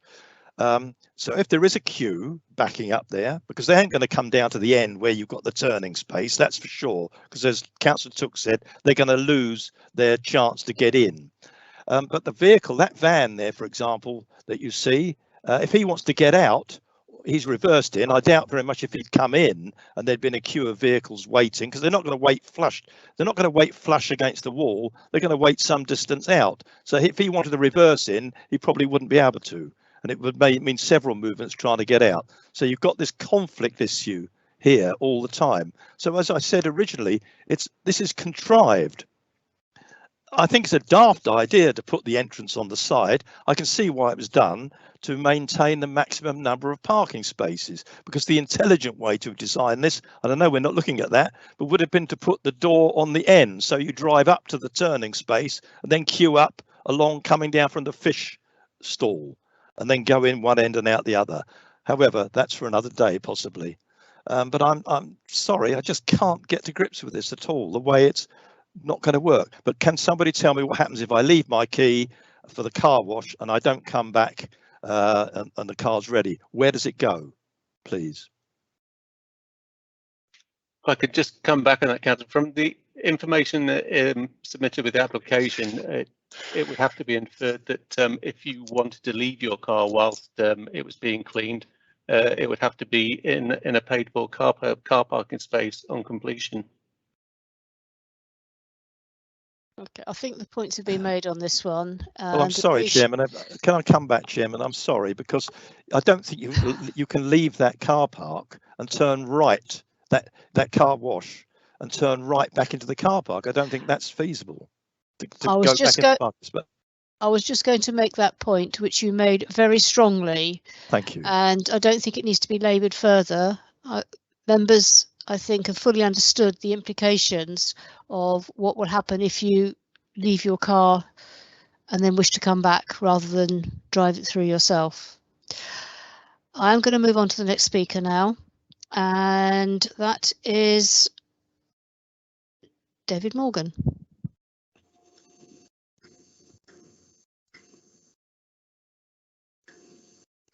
Yeah, thank you, Madam Chairman. The more questions that get asked that we've had, the more one begins to wonder about it. To answer David Took's question, which is why I put a right to speak, he asked, could a car coming out round the dog leg, is there room to get round it if there was a car waiting to come in? The answer is no. There isn't room at all. And I think if the building is extended, you've lost the 4 parking spots. To get in, you would have to go right down to the bottom end if there was a queue. And as Councillor Cook has said, the only way, if you've left your car, the only way out is to bring it out. And where do you put it? You cannot turn right into the car park. We already have, and I took some issues some years ago with the highways about the fact that cars now coming out of that car park, some cars, because there is no indication that you have to turn left to come out, and some cars actually turn right into the oncoming traffic.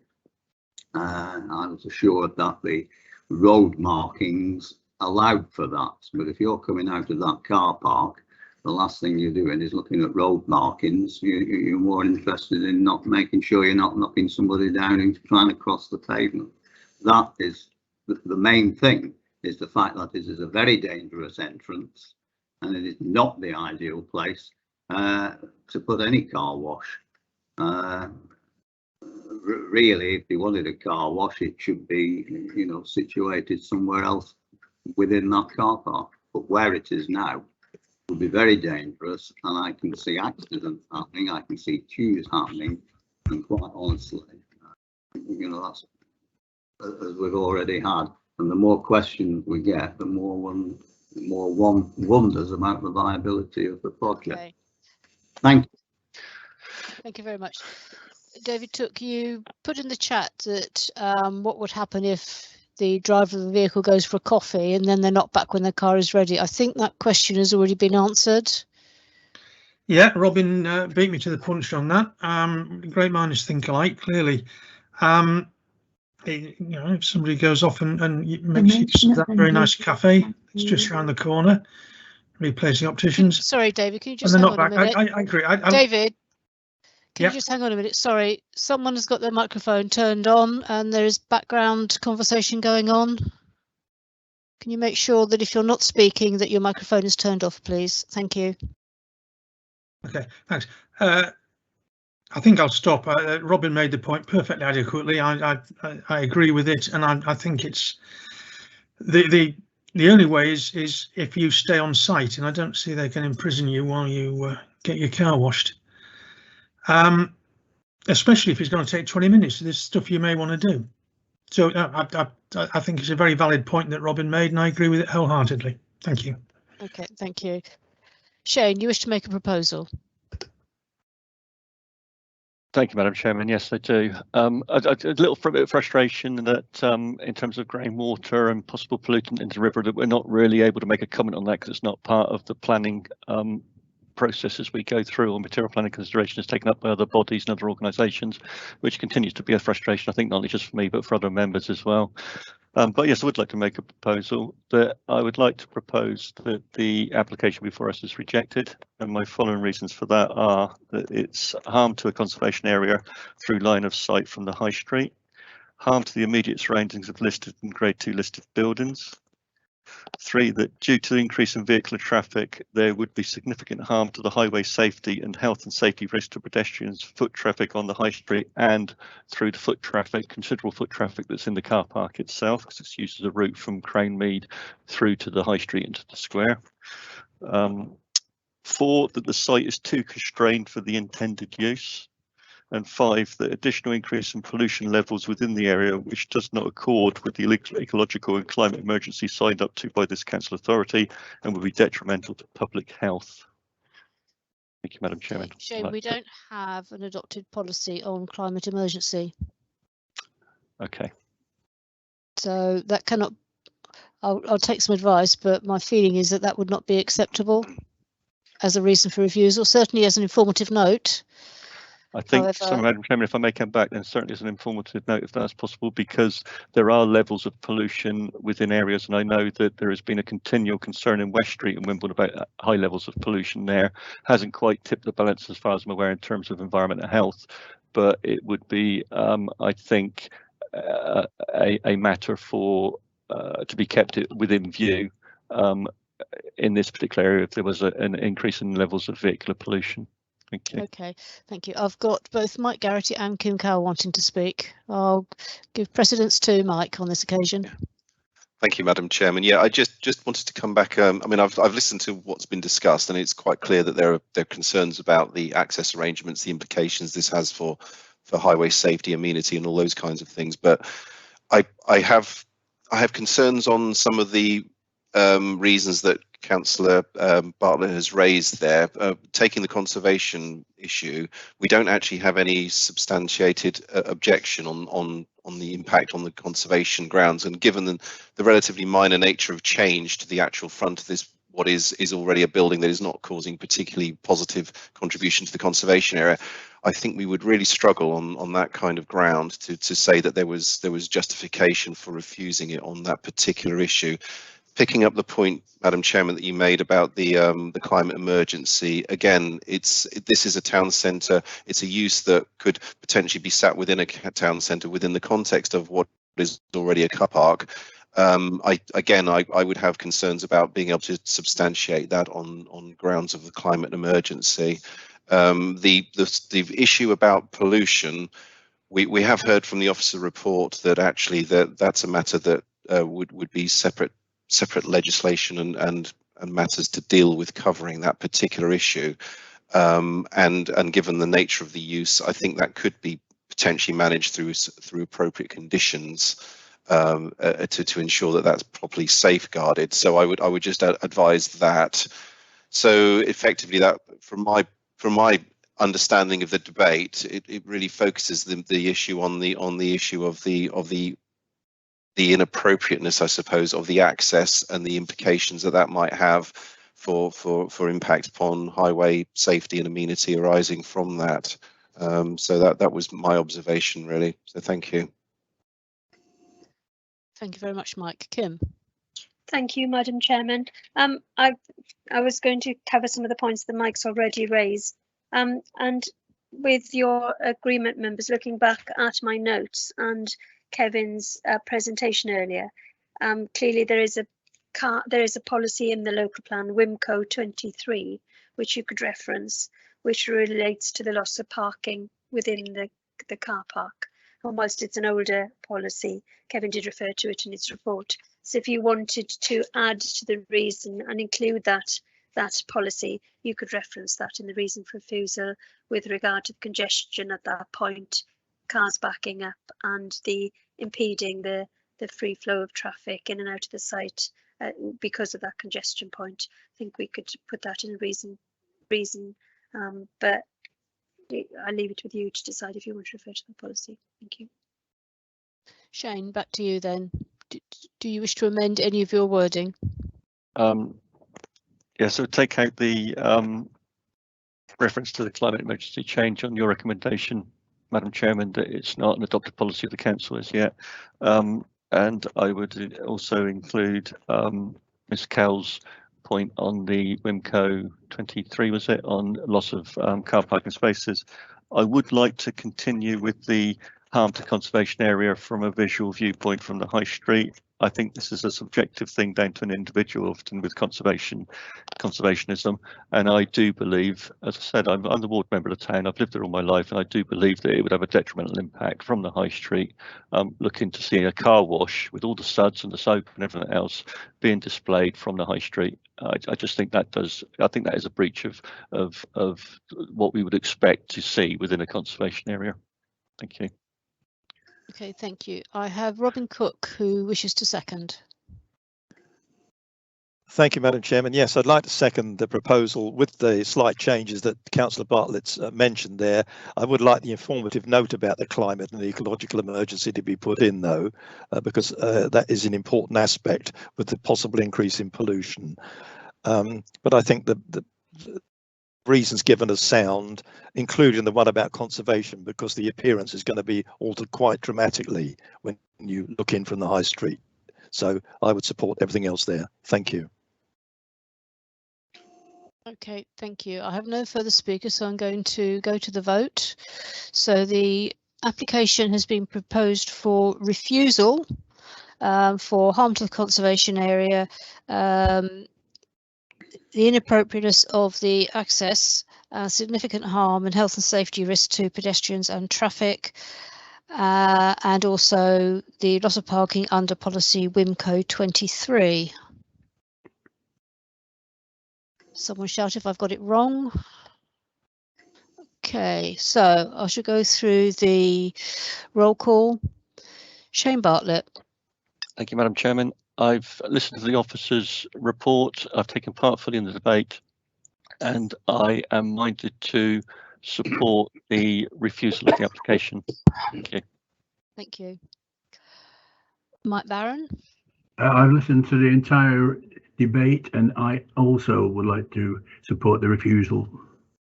Thank you. Alex Brenton. I listened throughout. I support the refusal. Thank you. Robin Cook. I've listened to the debate, seen the full presentation, and I'm minded to support refusal.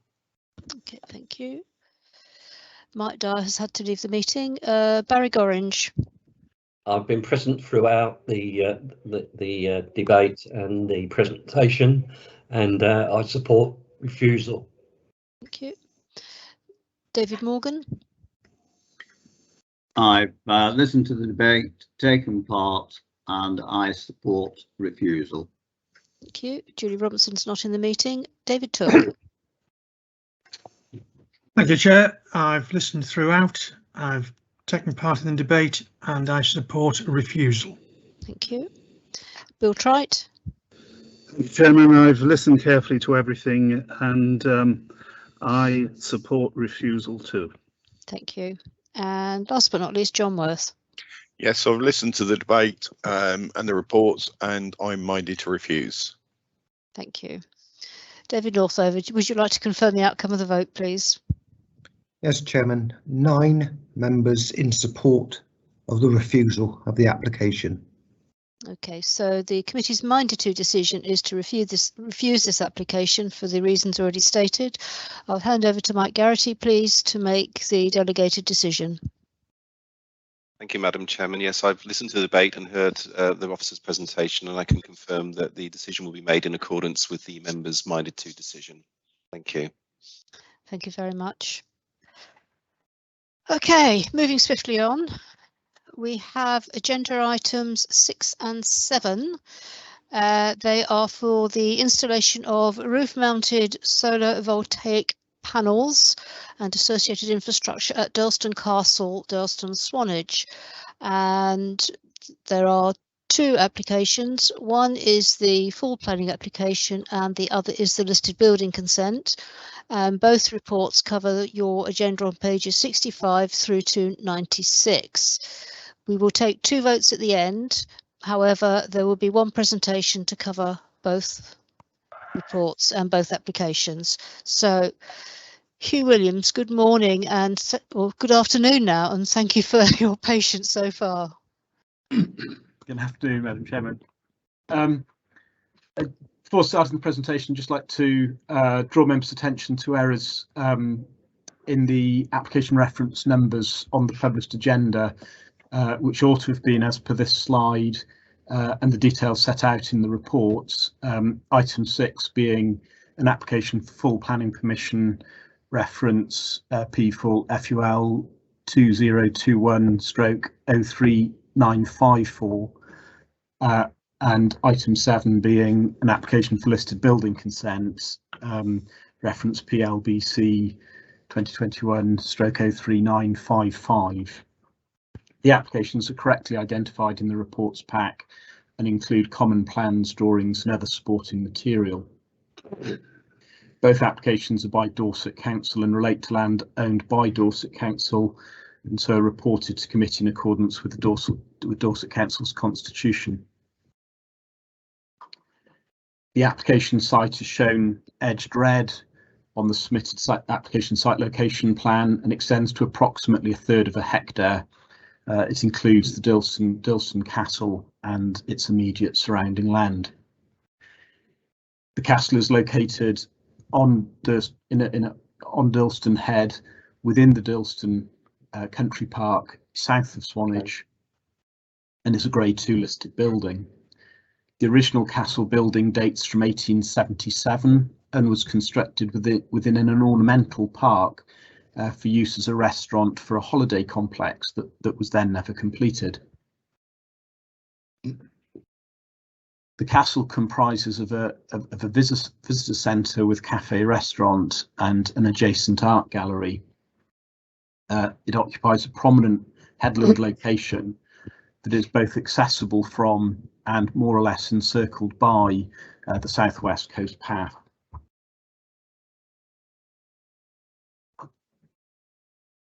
It includes 3 levels of accommodation, with the basement or lower ground floor level below the main entrance level, and the uppermost floor comprising a largely glazed belvedere with 4 stone turrets at each corner masking chimneys.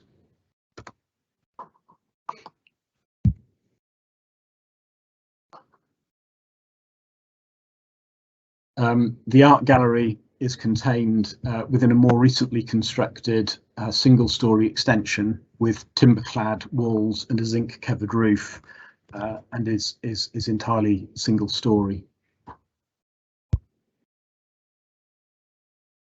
The approach to the main entrance to the castle is through woodland, whilst the areas around the art gallery are more open, with paths rising towards the building from the coast path. The castle is located entirely within the Dorset area of outstanding natural beauty, also within the Purbeck Heritage Coast, and within the Dilston Castle Historic Landscape Registered Park and Garden, and less than 50 metres from the Dorset and East Devon Coast World Heritage Site. As already stated, the castle itself is a listed building. There are also 2 further associated Grade 2 listed buildings, these being known as the Chart and the Globe, both of which are ornamental stone structures. The Grade 2 listed Anvil Point Lighthouse is located approximately 570 metres to the southwest of the castle, roughly 150 metres from the Tillywim Caves. This view being from the coast path, looking northeast over the caves, with the roof of the belvedere and the 3 of the turrets visible beyond the woodland and on the skyline.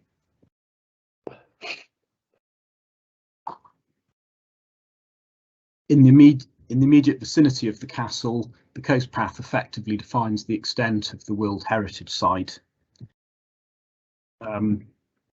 such that the castle itself is outside the designated area, and the buildings and the immediate surrounds of the castle are also outside of the various nature conservation designations on the headland, including the Dilston Nature National Reserve, the South Dorset Coast Site of Special Scientific Interest, and the island of Portland to Studland Cliffs Special Area of Conservation. Nevertheless, it's clearly the case that elements of the headland are designated variously on account of their natural beauty, heritage significance, biodiversity and geodiversity. The aerial photograph further illustrates the context of the site, with the well-defined routes in and around the castle, extensive woodland areas on the upper slopes, and some more open areas around the art gallery and the lower cliff slopes. As originally submitted, the application sought permission for the installation of a total of 92 solar panels in 3 arrays to be provided as now proposed on the southern facing roof plane of the art gallery, but also flat roof planes adjacent to the belvedere. However, following concerns expressed in consultation responses, the application has been amended by the withdrawal of the proposals for panels on the flat roof planes adjacent to the Belvedere, with the remaining proposal being for 68 panels on the southward facing roof plane. The panels would be of standard manufactured design with a black frame and a white back sheet, and would be mounted to lie flush with the roof plane above the art gallery. Change to the character and appearance of the building would therefore be very limited, and views both towards and from the castle would not be obscured by the panels. With the withdrawal of proposals for the panels adjacent to the Belvedere, the view from the main entrance approach will be unaltered, and there'll be no change to the appearance of either the western flat roof plane or the southern roof plane adjacent to the Belvedere. The main issues in the determination of the application for planning permission concern the acceptability in principle of the proposed development and the impact of the proposed development on the character and appearance of the castle and its setting, and on heritage significance. The key issues in the determination of the application for listed building consent are the impact on character, appearance and setting, and the heritage significance of the castle. The prevailing policy context is outlined in the application reports. Policy REN of the adopted local plan is supportive of the sustainable use and generation of energy where adverse social and environmental impacts have been minimised to an acceptable level. A national planning policy is similarly supportive of the sustainable use and generation of energy. The amendment to the application proposal is considered to provide an important concession, reducing potential harm, but it's not considered to be such a substantive change as to alter either the application or the proposed development in substance, with both the nature and details of the remaining development being unaltered. Withdrawal of the proposals for panels on the flat roofs will reduce the energy generation capacity of the proposed installation, that reduction being from approximately 32 kilowatts to approximately 28.5 kilowatts, and also reduce the associated reported carbon saving, the reported saving in carbon dioxide equivalents from 6,710 kilograms to approximately 6,081 kilograms per year. On behalf of Dorset Council as the applicant, officers within asset management have expressed disappointment and a degree of frustration that greater weight has not been given to the environmental benefits of renewable energy generation in consultation responses, and also to the importance of delivering Dorset Council's decarbonisation objectives, but have acknowledged that in this particular instance, the consequent losses from the amendment of the application proposal are quite small. The level of renewable energy generation is quite modest, but would still make a valuable contribution to cutting greenhouse gas emissions, assist the transition to a low carbon future, and also help improve energy resilience. Associated cost savings would also help to sustain the use of a historic building for appropriate and publicly beneficial purposes. There are therefore meaningful public benefits weighing in favour of the granting of planning permission. Descending the pathway adjacent to the castle, the art gallery comes into view, and the proposed panels will be apparent on the southward facing roof plane of the gallery.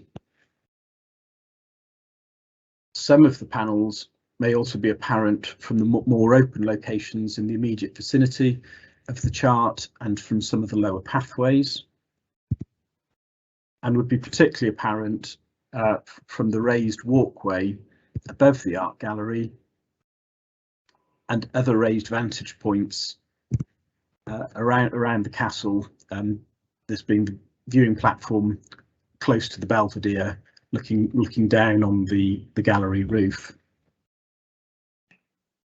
However, the panels will be mounted to be flush with the existing roof plane and be affixed to a modern section of the building, such that their presence would not be unduly intrusive and would not detract from the character, appearance, setting or heritage significance of the listed building or its setting. On that basis, the application proposals are considered to be in general accordance with the development plan and also with national planning policy. There are no further representations have been received relating to either application, and I should note that the application reports refer to 65 panels, whereas they should state 68. Those panels all being on the in accordance with the original proposals for the gallery. Since the report was produced, updated roof plan and elevation drawings have been received for each application. There's no other change to the recommendation or no other updates. The recommendation being that the committee be minded to grant planning permission and listed building consent subject to the conditions set out in the reports, but with them slightly amended to refer to the revised roof plan and elevation drawings, and recommends that the head of planning determines the application accordingly. That concludes my presentation, Madam Chairman. Thank you very much, Hugh. I have one speaker, and that's Councillor Bartlett. Oh, sorry, that's my mistake, isn't it? I need to go to Simon Merritt. Do we have any public speakers on this application? I don't have any comments on this one, no, unless somebody knows otherwise. I haven't got any. Chairman Dave Northover, no comments received on these applications. Thank you very much. I thought I belt and braces, just make sure rather than assume. Okay, so moving on to the members then. Shane Bartlett, you're the first person to speak. Thank you, Madam Chairman. Yeah, thank you for the report from the officer, a really good report. And I think the fact that there is no objections that have been received on this application, and with view that it's going to cause less than substantial harm to the listed building, and there's a greater public benefit, the panels are not angled or raised, thereby not causing great harm to the immediate environment, and there have been no significant objections, I've said. The proposal is in accordance with planning policies, Madam Chairman. I would like to move that we accept the recommendation, the officer's report and the conditions, and I'm proposing that. Thank you. And is that for both applications? It is, Madam Chairman, yes. Okay, thank you. Do I have a seconder, please? Bill Trite, that was quick. Ha, beat me to it. Yes, thank you, Chairman. I have no objection. The Town Council has no objection. The whole Durlston complex is marvellous, and what is good for that, I'm sure, is good for Swanage. So I'm very happy to support the proposals for the reasons set out and I've mentioned, and happy to second in both cases 6 and 7, if that will expedite things too. I'm sure it will. I don't have any other speakers. I'll give you one chance if you wish to speak on this application. In that case, we will go straight to the vote, please. So back to me, roll call. Okay, so it's been proposed to grant as per the officer recommendation. Shane Bartlett. Thank you, Madam Chairman. I've listened to the officer's report, taken part in the debate, and wish to support the recommendation that's in the application. Thank you. Thank you. Mike Barron. I have listened to the debate, etc., in the officer's report, and I wish to support the application. Thank you. Alex Brenton. I've listened to the debate. Well, I've listened to the presentation and the quick debate. I think a lot of us are in favour. I am certainly in favour. Thank you. Robin Cook. Thank you, Madam Chairman. Yes, I've followed the presentation and listened to the debate, and I'm minded to support the recommendation. Thank you. Mike Dara has left the meeting. Barry Gorringe. Presence throughout, Madam Chairman, and I support the application. Thank you. David Morgan. Present throughout, Madam Chairman, and I support the proposal. Okay. Julie Rumsford is not in the meeting. David Took. I've been present throughout this meeting. I've listened to the presentation, I've read the report, and I'm in favour of the proposal. Thank you. Bill Trite. I've read and listened to everything, and I'm very much in favour of the recommendations. Thank you. John Worth? I've listened to the entire presentation and I'm minded to support. Lovely. Thank you very much. David, the outcome of the vote, which I think is self-explanatory. Yes, Chairman, on both applications, 9 for, none against, so unanimous on both counts. That's lovely. Okay, so our minded decision is to grant both the full planning and the listed building consent. I'll now go to Mike Garrity, please, to make the delegated decision. Thank you, Madam Chairman. Yes, I can confirm I listened to the officer's presentation and the debate that followed, and I can confirm that the decision will be to approve both the listed building consent application and the planning application in accordance with the minded to decision of the committee. Thank you. Sorry, both applications are granted. Thank you very much.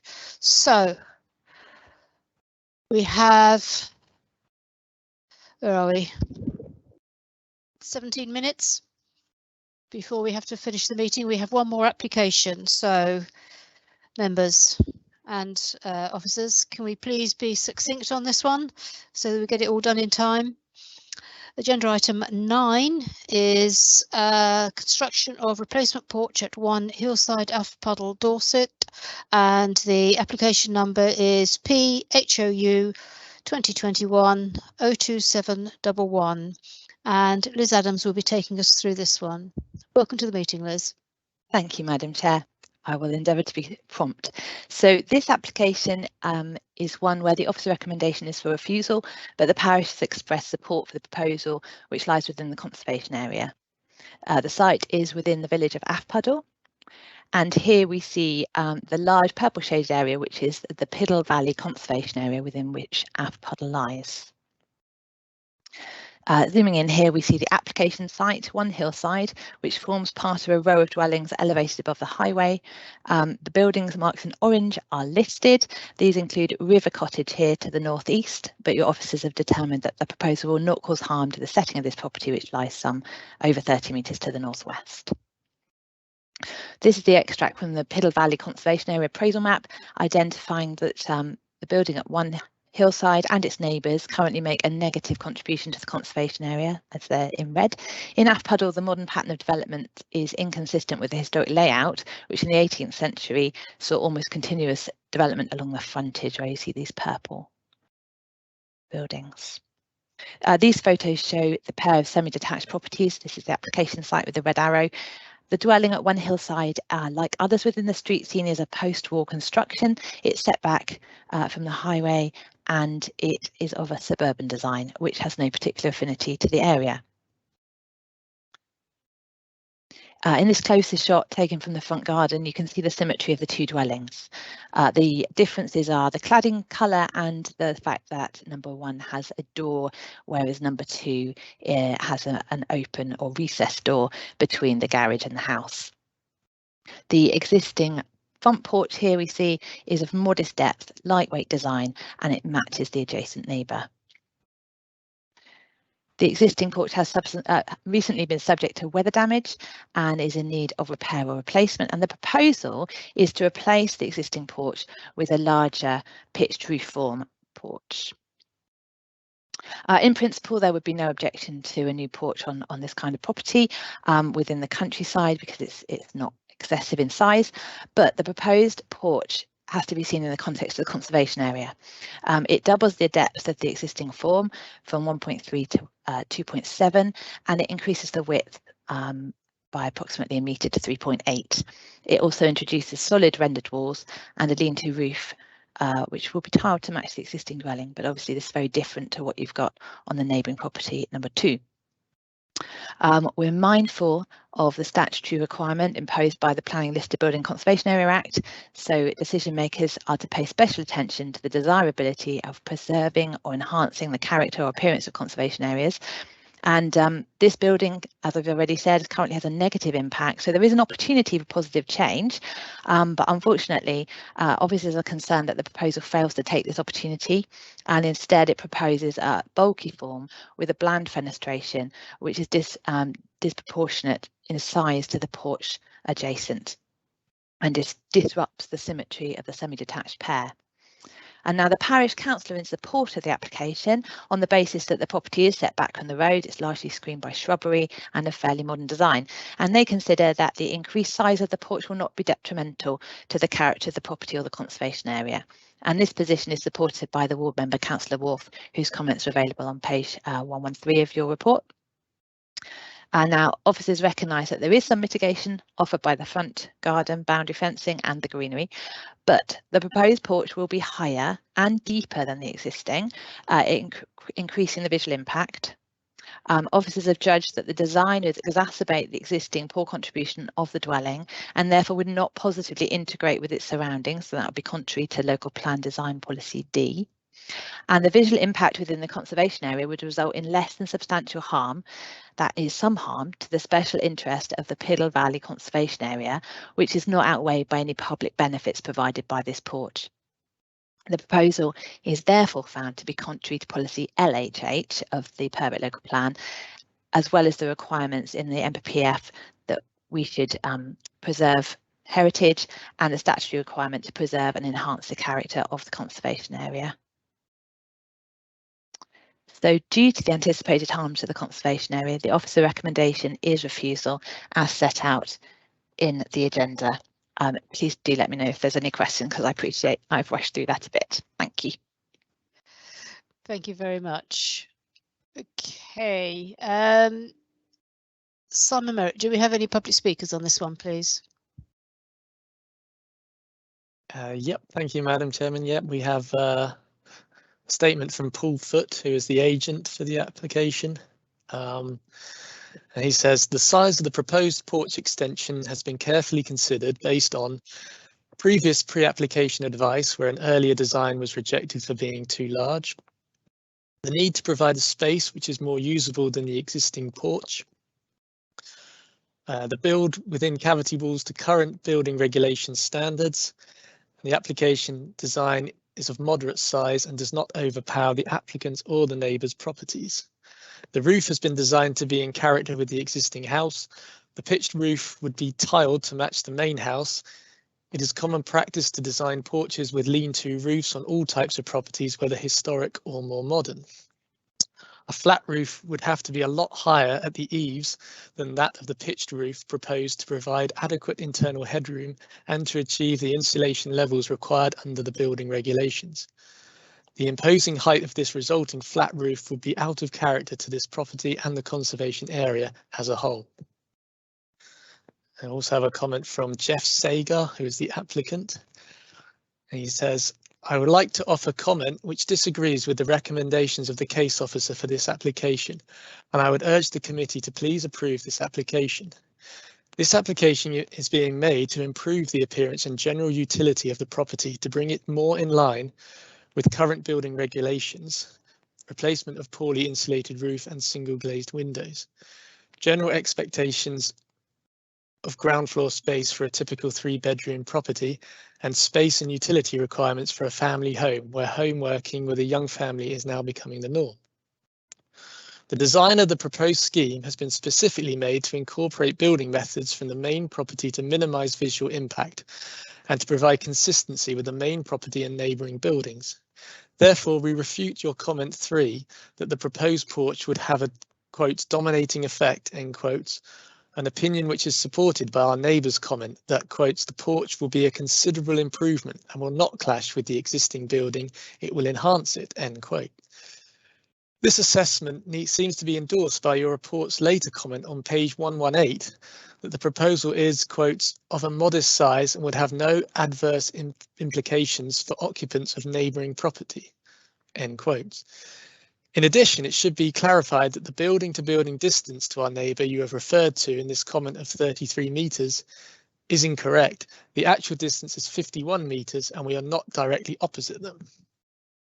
We agree with the description in section 5 of your report that the property is, quotes, not of historic significance, end quotes. But your comment regarding visibility is factually incorrect, as it refers only to screening from a deciduous tree and ignores the presence of evergreen privet hedges to the road and photinia hedge on the driveway. Your comment on page 116 regarding the proposal making, quote, substantial increase in size and massing, end quotes, should be considered alongside the fact that this design is only approximately a 6% increase in current lower ground floor area, and the design's footprint incorporates cavity walls to replace the current single skin brick wall. Furthermore, your comments relating to the characterization of cottage development are inconsistent with recent developments which have been permitted in the village for properties on the south side to the main road where we are located, so it seems unfair that our proposal is being recommended for refusal. Finally, I would like to refute your comment on page 119 that pre-application advice was offered. This was not the case when our application was made. Reference telephone conversation with Rosdrain, May 2021. Therefore, your assertion that the application was advised that the proposal did not accord is factually incorrect. And then lastly, we have a comment by Sue Jones, who's the chairman of Puddle and Turners Puddle Parish Council. The Parish Council supports this application. Overall, it considers it a minor change to the property, which is situated amongst a very varied collection of more recent non-listed homes.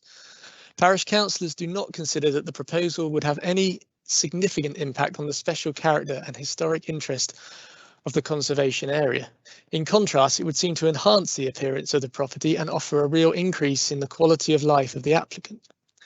Whilst the Parish Council appreciates the point of view the Conservation Officer has reported, the question of whether the application would cause less than substantial harm to the character and appearance of the Piddle Valley Conservation Area is necessarily a subjective one. In this case, the Parish Council considers that the proposed design does not have a dominating effect in the conservation area. And those are all the comments I have. Also, no, sorry, there is a little bit more for the Puddle and Turners Bridge Parish Council. Whilst the site is elevated, it is well screened by hedging, fencing and a substantial apple tree. Whilst the apple tree is deciduous, it remains as a screening silhouette during winter months. The green fencing and substantial evergreen hedging comprising privet and photinia screens the property looking up from along the road, as does a high boundary privet hedge between the property and its adjoining neighbouring property to Hillside. Beyond the road, the applicant looks onto open countryside, which does not have closed footpaths or bridleways. As such, it is difficult to see how the conservation area character and historical interest could be detrimentally affected by the impact of the proposed modest extension. In the opinion of the Parish Council, the proposal will enhance the appearance of the property, which will replace a rather flimsy flat roof addition with a roof that will be more in keeping with the existing tiled roof of the house. The property is one of many properties extending on this long stretch of road, with the majority enjoying an elevated position. Properties have been added and extended over decades, and consequently the streetscape is very mixed in terms of style and materials. Taken in the context of this setting, parish councillors do not consider the proposal could harm the character of the conservation area, and on balance it would enhance it. Parish councillors are familiar with the site and several have visited the location in person following the application. The Parish Council voted unanimously to support this application and continues to do so following the Conservation Officer's report. Sorry, and that is the conclusion. Thank you. Okay, we have 4 minutes, everybody. So are there any comments from officers on the public representations? No, thank you. Okay, I have Alex Brenton and Shane Bartlett wishing to speak. Make it quick, guys. Okay, I know this house. I've delivered to it, and I've talked to the people in there in the past, not in the last few years. It isn't a pretty house. This, but it's, you know, it is well out of sight. This porch will make it a more modern house. The Parish Council is not opposing it. In fact, it's actually in favour of it. And I think we're just being a bit over pedantic about what substantial harm is on this one. I personally would recommend refusing the no, how do I turn it? Turn it round the other way. I would accept this application and oppose the officer's You're proposing recommendation. grant. I'm proposing grant. I'm trying to get the words right. Sorry. Okay. Shane Bartlett. Thank you, Madam Chairman. Yes, I'm happy to second that for the following reasons.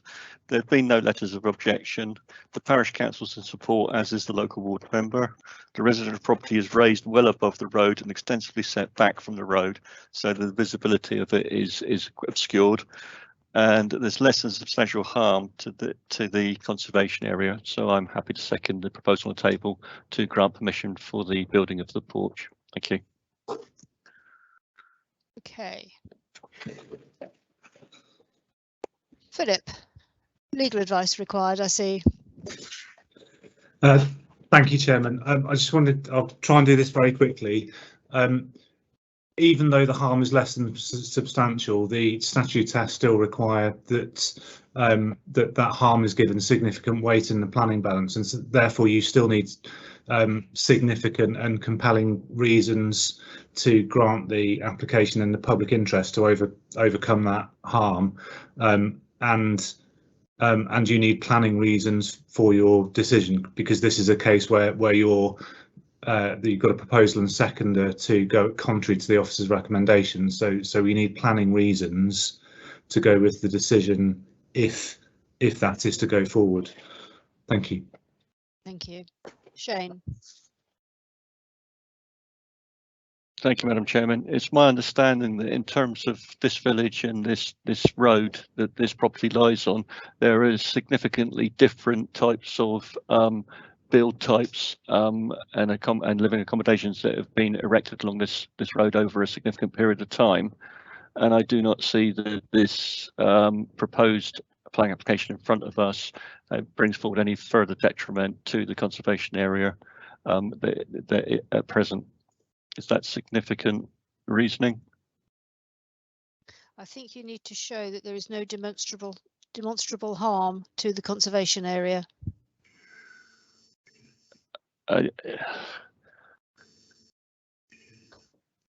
Well, without having a wider context of seeing the entire road layout, but I don't believe there is demonstrable harm. In itself, the report itself says that there's less than substantial harm to the area, and I don't see that this porch actually brings any harm to the conservation area. Okay, I'm going to have to intervene again. It's now 2 o'clock. We're at the end of our extension time. So members, I need your permission, hopefully no more than 5 or 10 minutes, to extend the meeting further. Yes, Do I Madam have Chair. your acceptance? Yeah. Madam Chairman.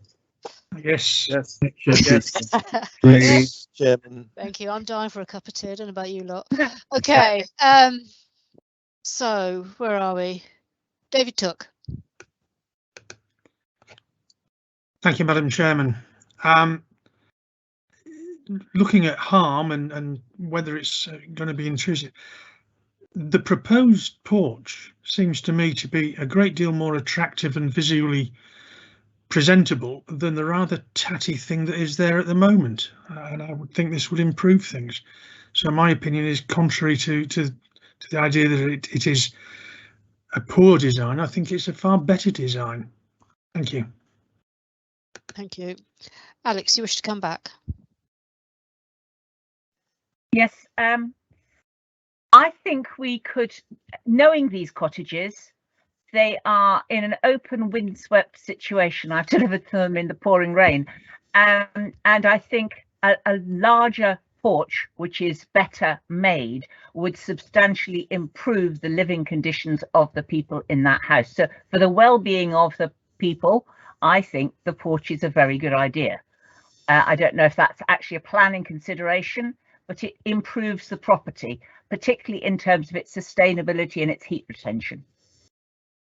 So just to make it clear, we've been given a legal advice that basically says that if there is any harm, then we must refuse the application. However, if members come to a different view, then you need to show that there is no demonstrable harm. And if you are saying that the design of the porch extension is an enhancement, does that demonstrate harm? Chairman, do you mind if I just come Absolutely. back? Thank you. So I don't want members to think that my advice is that if you think there is less than substantial harm, you are required to refuse the application. If you think there's less than substantial harm, then there need to be clear and compelling reasons in the public interest. My advice is that improving the living conditions of the occupiers of one house is not sufficient to constitute the public interest. So, but there may be other reasons. If you were to determine that this proposal did not harm the conservation area, then that test goes away and you're undertaking a normal planning balance about whether the decision is acceptable in planning terms. But we'd still need your guide as to what those planning reasons were. Thank you, Chairman. Okay, so I'll go back both to Alex as proposer and Shane as seconder to confirm your reasoning. Oops. My reasoning is that this porch does not cause substantial harm to the conservation area because it actually improves the look of the building that it would be put on. It is barely visible apart from when standing up on a bank opposite about 50 yards away. It is not a visible addition to the streetscape, and it's the streetscape we're talking about when we're talking about conservation areas, aren't we? So I would propose that this, or I would suggest that this isn't of any significant harm at all. It may be a change, but it's not a harm. Chairman, do you mind if I, sorry, it's Phil Crowther, do you mind if I just come back quickly just to make things clear where I may not have done before? So when you're looking at levels of harm to a conservation area, and Mrs. Adams may wish to come back when I say this, it's not just the scene. My understanding is it's not just the street scene that you're looking at, but when you're looking at the levels of harm, the three categories identified in the National Planning Policy Framework are effectively no harm, less than substantial harm, and substantial harm. And I heard Councillor Brenton say she didn't think there would be substantial harm. That's not the only level of harm. Less than substantial harm still carries significant weight in the planning balance, and less than substantial harm still requires significant public benefits to outweigh it. If you considered that there was no harm, so no harm whatsoever, so preservation or improvement, then you're looking at you don't need to consider whether the public interest outweighs that, because the status quo in terms of the conservation area is preserved, and then you're undertaking the normal planning balance that you're used to. Thank you.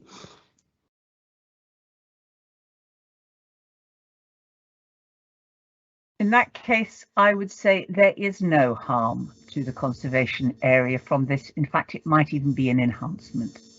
That is my opinion. I mean, I've trudged up and down that road a few times, and I think it's almost an improvement. It's certainly neutral.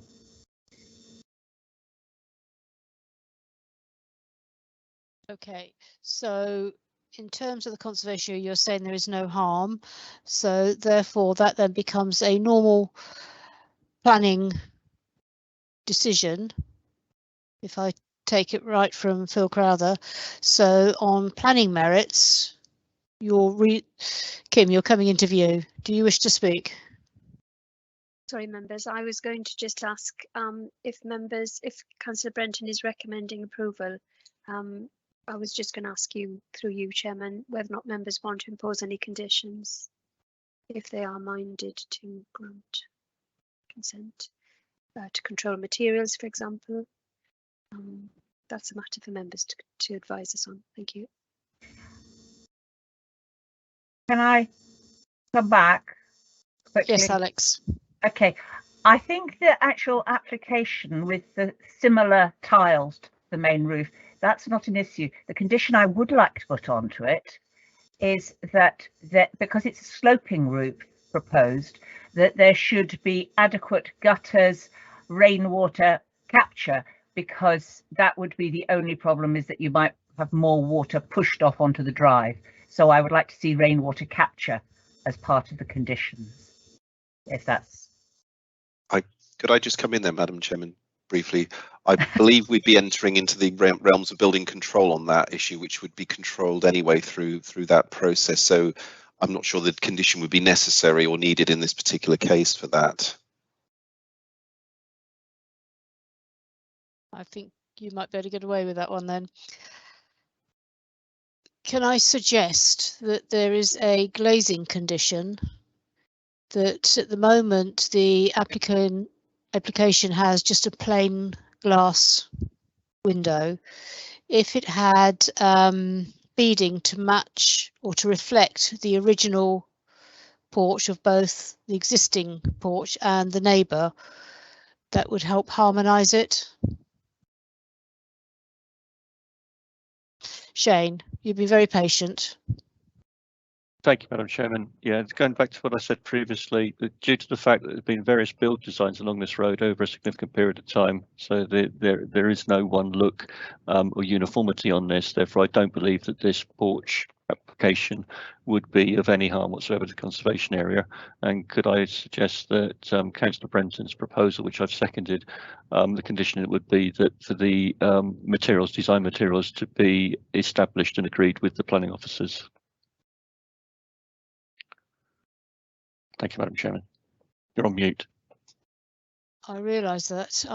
For some reason, my camera is oh, that's what it is. I've got sunlight going directly into it. Hold on, bear with me. That's a bit better. Sorry about that. We've been on so long, the sun's moved around, and we have sunlight here in Verwood. Okay, so someone's been working very hard, very quickly. Thank you very much, Liz. We have some draft conditions.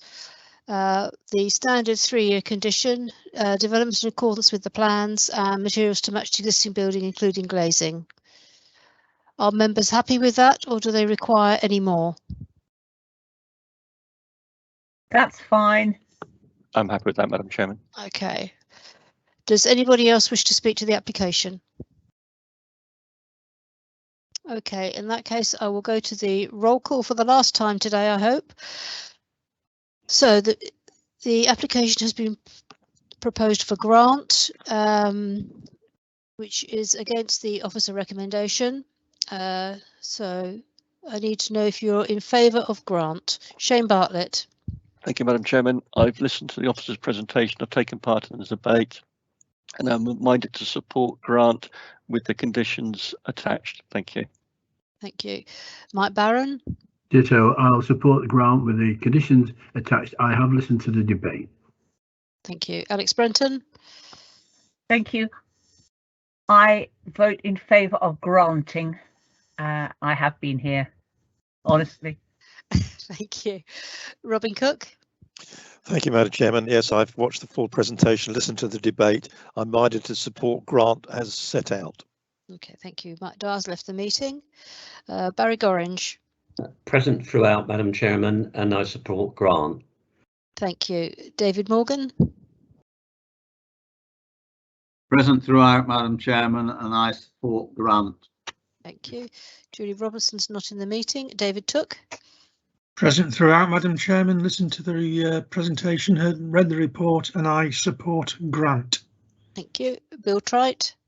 I've listened to everything, and I support grant with the stipulated conditions. Thank you.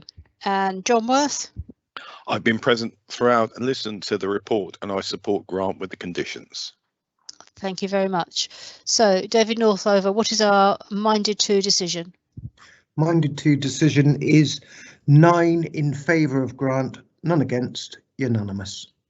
Okay, thank you very much. So I'll go to Mike Garrity, please, to take the delegated decision. Thank you, Madam Chairman. Yeah, I can confirm I've listened to the debate and heard the officer presentation, and can confirm that the decision will be taken in accordance with the committee's minded to recommendation. Thank you. Thank you all very much. You'll be pleased to know there are no urgent items today. Sorry, I should have said that that is now granted. So there are no urgent items. So thank you all very much. It has been a real marathon. So at 2:12, go and have some lunch and a cup of tea. Thank you, everybody, including the public, for your attendance today. Thank you, Chair. Thank you. Thank you, Chair. Thank you, Chairman. Thank you, Madam Chairman. Thank you. Thank you, Thanks Madam very much. Chairman. Thank you, everyone.